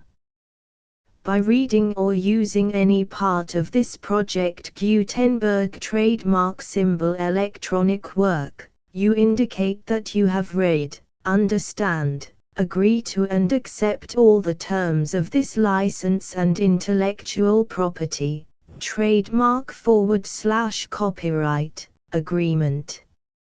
If you do not agree to abide by all the terms of this agreement, you must cease using and return or destroy all copies of Project Gutenberg trademark symbol electronic works in your possession. If you paid a fee for obtaining a copy of or access to a Project Gutenberg trademark symbol electronic work and you do not agree to be bound by the terms of this agreement, you may obtain a refund from the person or entity to whom you paid the fee as set forth in paragraph 1.e.8. 1.b Project Gutenberg is a registered trademark. It may only be used on or associated in any way with an electronic work by people who agree to be bound by the terms of this agreement. There are a few things that you can do with most Project Gutenberg trademark symbol electronic works even without complying with the full terms of this agreement. See paragraph 1.c below. There are a lot of things you can do with Project Gutenberg trademark symbol electronic works if you follow the terms of this agreement and help preserve free future access to Project Gutenberg trademark symbol electronic works. See paragraph 1.e below. 1.c The Project Gutenberg Literary Archive Foundation, the Foundation or PGLAF, owns a compilation copyright in the collection of Project Gutenberg trademark symbol electronic works. Nearly all the individual works in the collection are in the public domain in the United States. If an individual work is unprotected by copyright law in the United States and you are located in the United States, we do not claim a right to prevent you from copying, distributing, performing, displaying or creating derivative works based on the work as long as all references to Project Gutenberg are removed. Of course, we hope that you will support the Project Gutenberg trademark symbol mission of promoting free access to electronic works by freely sharing Project Gutenberg trademark symbol works in compliance with the terms of this agreement for keeping the Project Gutenberg trademark symbol name associated with the work. You can easily comply with the terms of this agreement by keeping this work in the same format with its attached full Project Gutenberg trademark symbol license when you share it without charge with others. 1.d The copyright laws of the place where you are located also govern what you can do with this work. Copyright laws in most countries are in a constant state of change. If you are outside the United States, check the laws of your country in addition to the terms of this agreement before downloading, copying, displaying, performing, distributing or creating derivative works based on this work or any other Project Gutenberg trademark symbol work. The Foundation makes no representations concerning the copyright status of any work in any country other than the United States. 1.e Unless you have removed all references to Project Gutenberg, 1.e.1. The following sentence, with active links to, or other immediate access to, the full Project Gutenberg trademark symbol license must appear prominently whenever any copy of a Project Gutenberg trademark symbol work, any work on which the phrase Project Gutenberg appears, or with which the phrase Project Gutenberg is associated, is accessed, displayed, performed, viewed, copied or distributed. This ebook is for the use of anyone anywhere in the United States and most other parts of the world at no cost and with almost no restrictions whatsoever. You may copy it, give it away or reuse it under the terms of the Project Gutenberg license included with this ebook or online at www.gutenberg.org. If you are not located in the United States, you will have to check the laws of the country where you are located before using this ebook.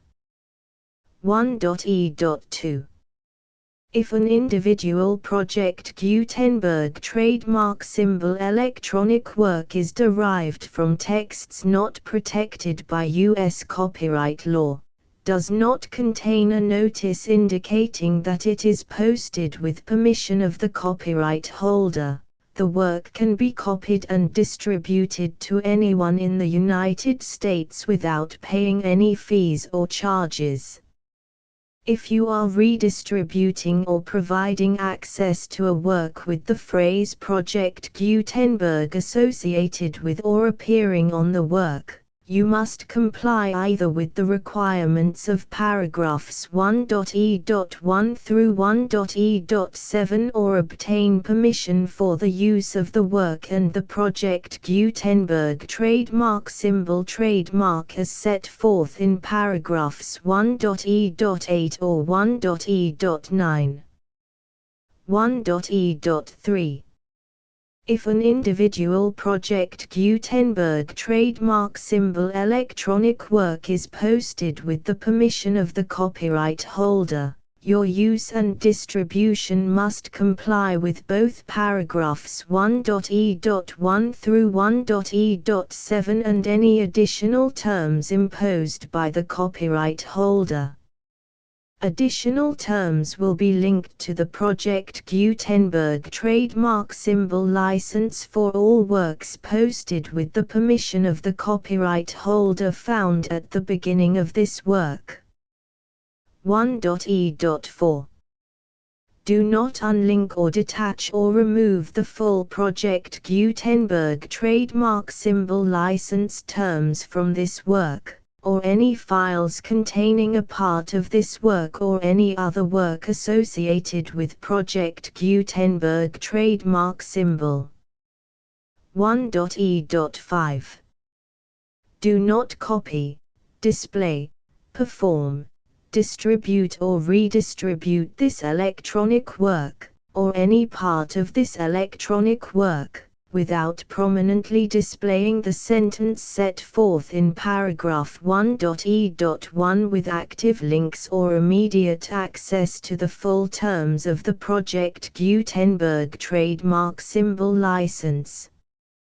1.e.6 You may convert to and distribute this work in any binary, compressed, marked up, non-proprietary or proprietary form, including any word processing or hypertext form.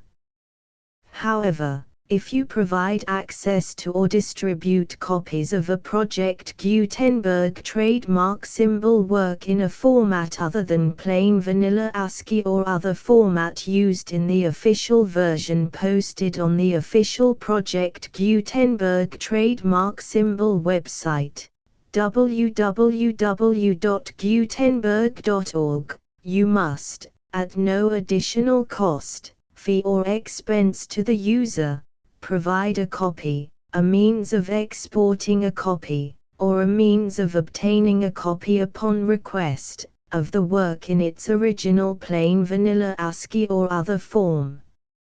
Any alternate format must include the full Project Gutenberg trademark symbol license as specified in paragraph 1.e.1.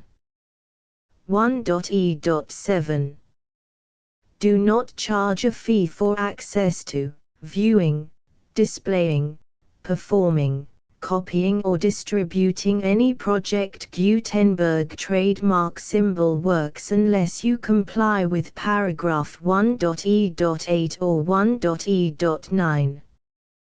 1.e.8.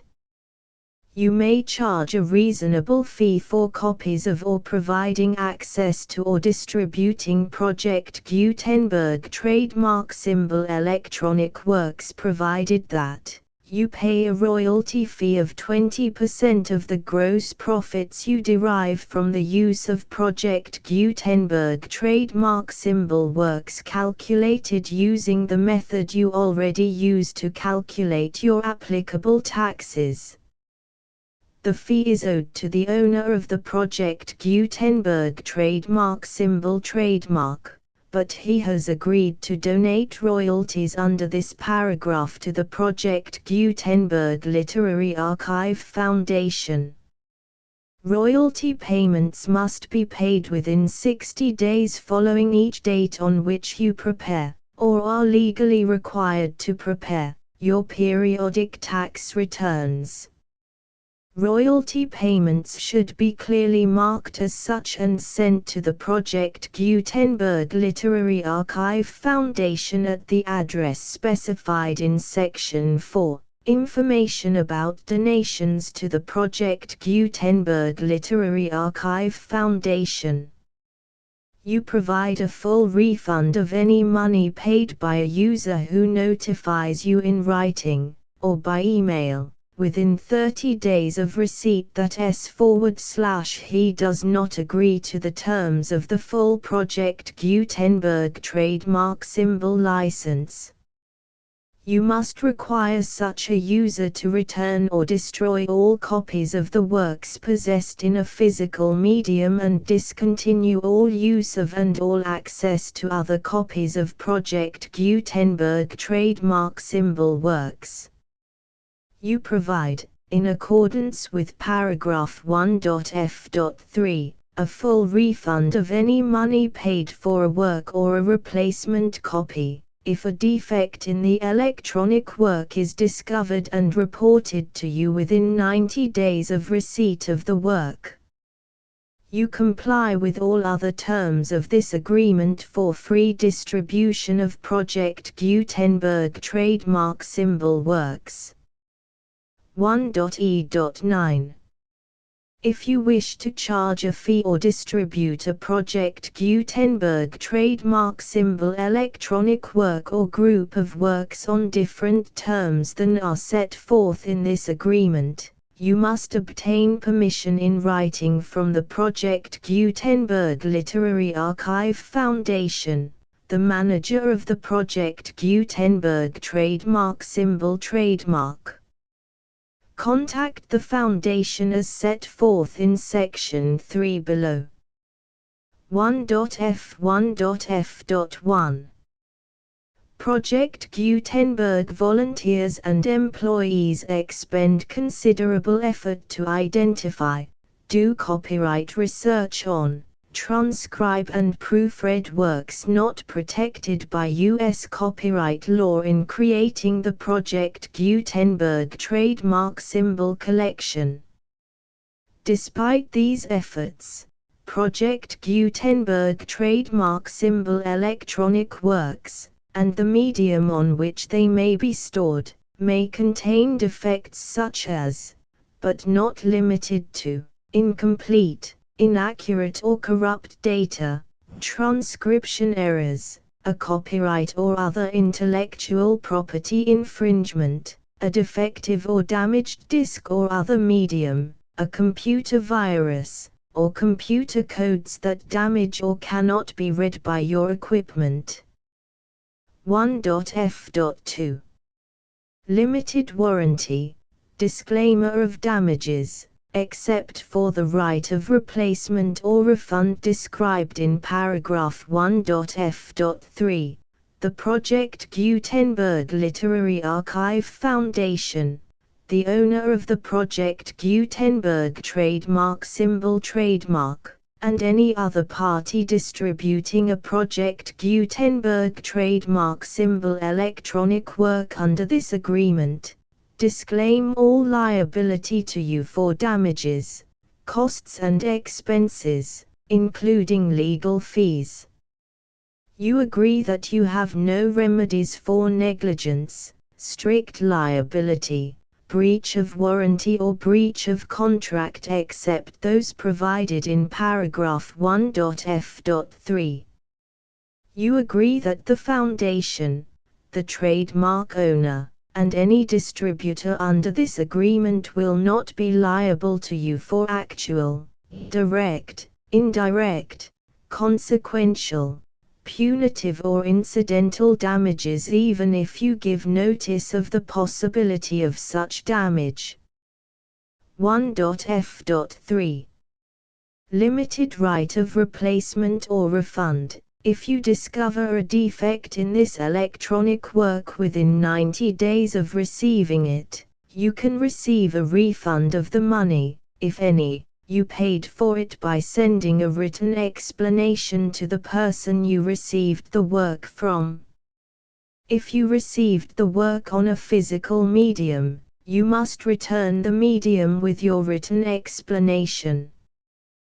The person or entity that provided you with the defective work may elect to provide a replacement copy in lieu of a refund.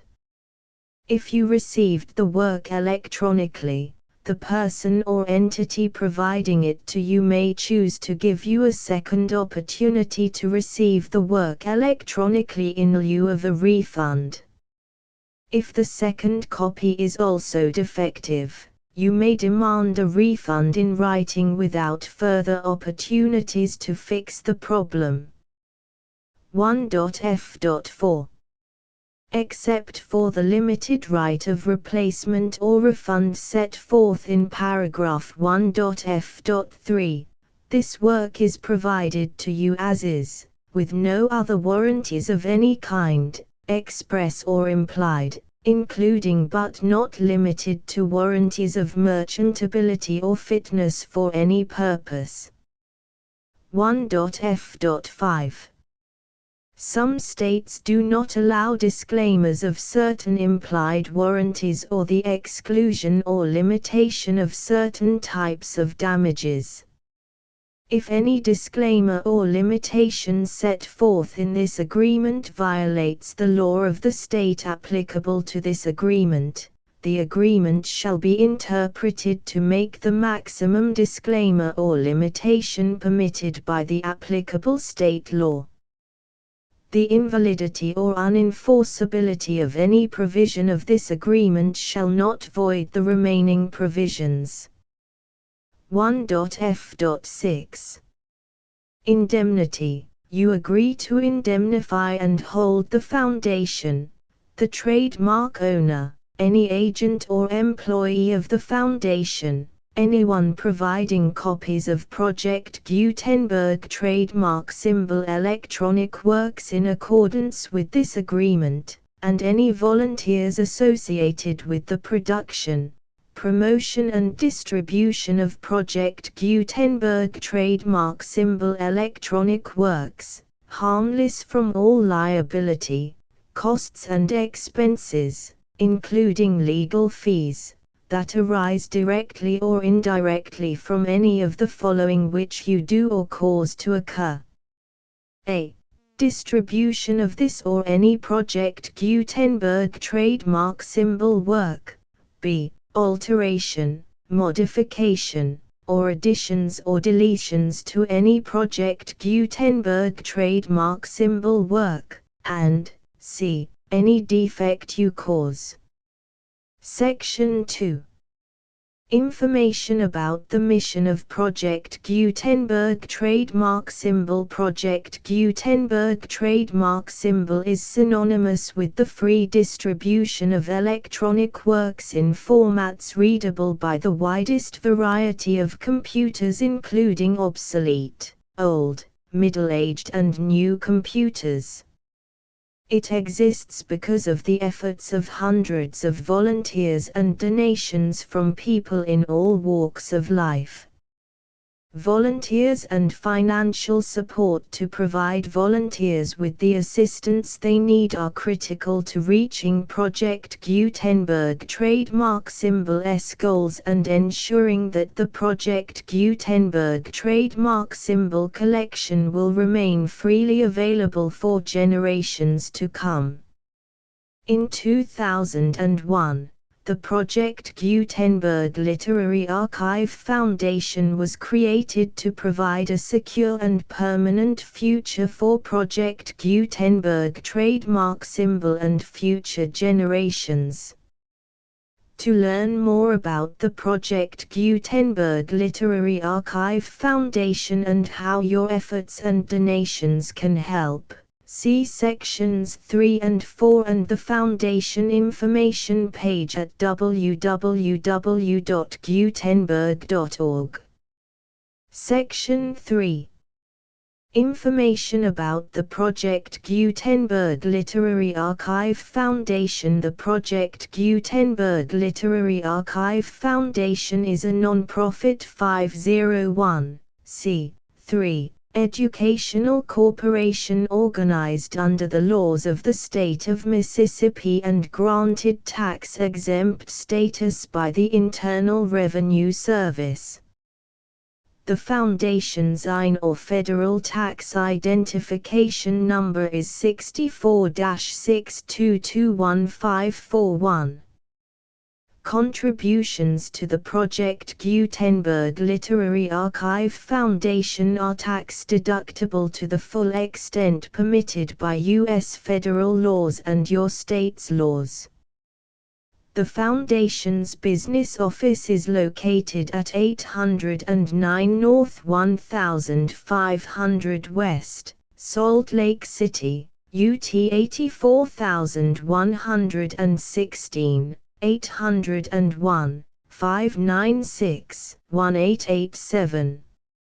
Email contact links and up-to-date contact information can be found at the Foundation's website and official page at www.gutenberg.org/contact section 4. Information about donations to the Project Gutenberg Literary Archive Foundation. Project Gutenberg trademark symbol depends upon and cannot survive without widespread public support and donations to carry out its mission of increasing the number of public domain and licensed works that can be freely distributed in machine-readable form accessible by the widest array of equipment including outdated equipment. Many small donations, $1 to $5,000, are particularly important to maintaining tax-exempt status with the IRS. The Foundation is committed to complying with the laws regulating charities and charitable donations in all 50 states of the United States. Compliance requirements are not uniform and it takes a considerable effort, much paperwork and many fees to meet and keep up with these requirements. We do not solicit donations in locations where we have not received written confirmation of compliance. To send donations or determine the status of compliance for any particular state, visit www.gutenberg.org/donate. While we cannot and do not solicit contributions from states where we have not met the solicitation requirements, we know of no prohibition against accepting unsolicited donations from donors in such states who approach us with offers to donate. International donations are gratefully accepted, but we cannot make any statements concerning tax treatment of donations received from outside the United States. U.S. laws alone swamp our small staff. Please check the Project Gutenberg web pages for current donation methods and addresses. Donations are accepted in a number of other ways including checks, online payments and credit card donations.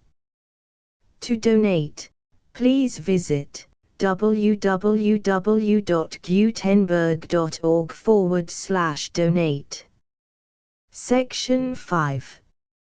General information about Project Gutenberg trademark symbol electronic works. Professor Michael S. Hart was the originator of the Project Gutenberg trademark symbol concept of a library of electronic works that could be freely shared with anyone. For 40 years, he produced and distributed Project Gutenberg trademark symbol ebooks with only a loose network of volunteer support.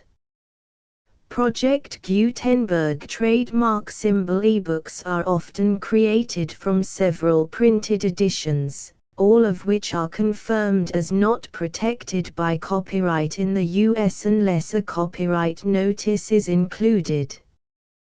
Thus, we do not necessarily keep ebooks in compliance with any particular paper edition. Most people start at our website, which has the main PG search facility, www.gutenberg.org. This website includes information about Project Gutenberg trademark symbol, including how to make donations to the Project Gutenberg Literary Archive Foundation, how to help produce our new ebooks, and how to subscribe to our email newsletter to hear about new ebooks.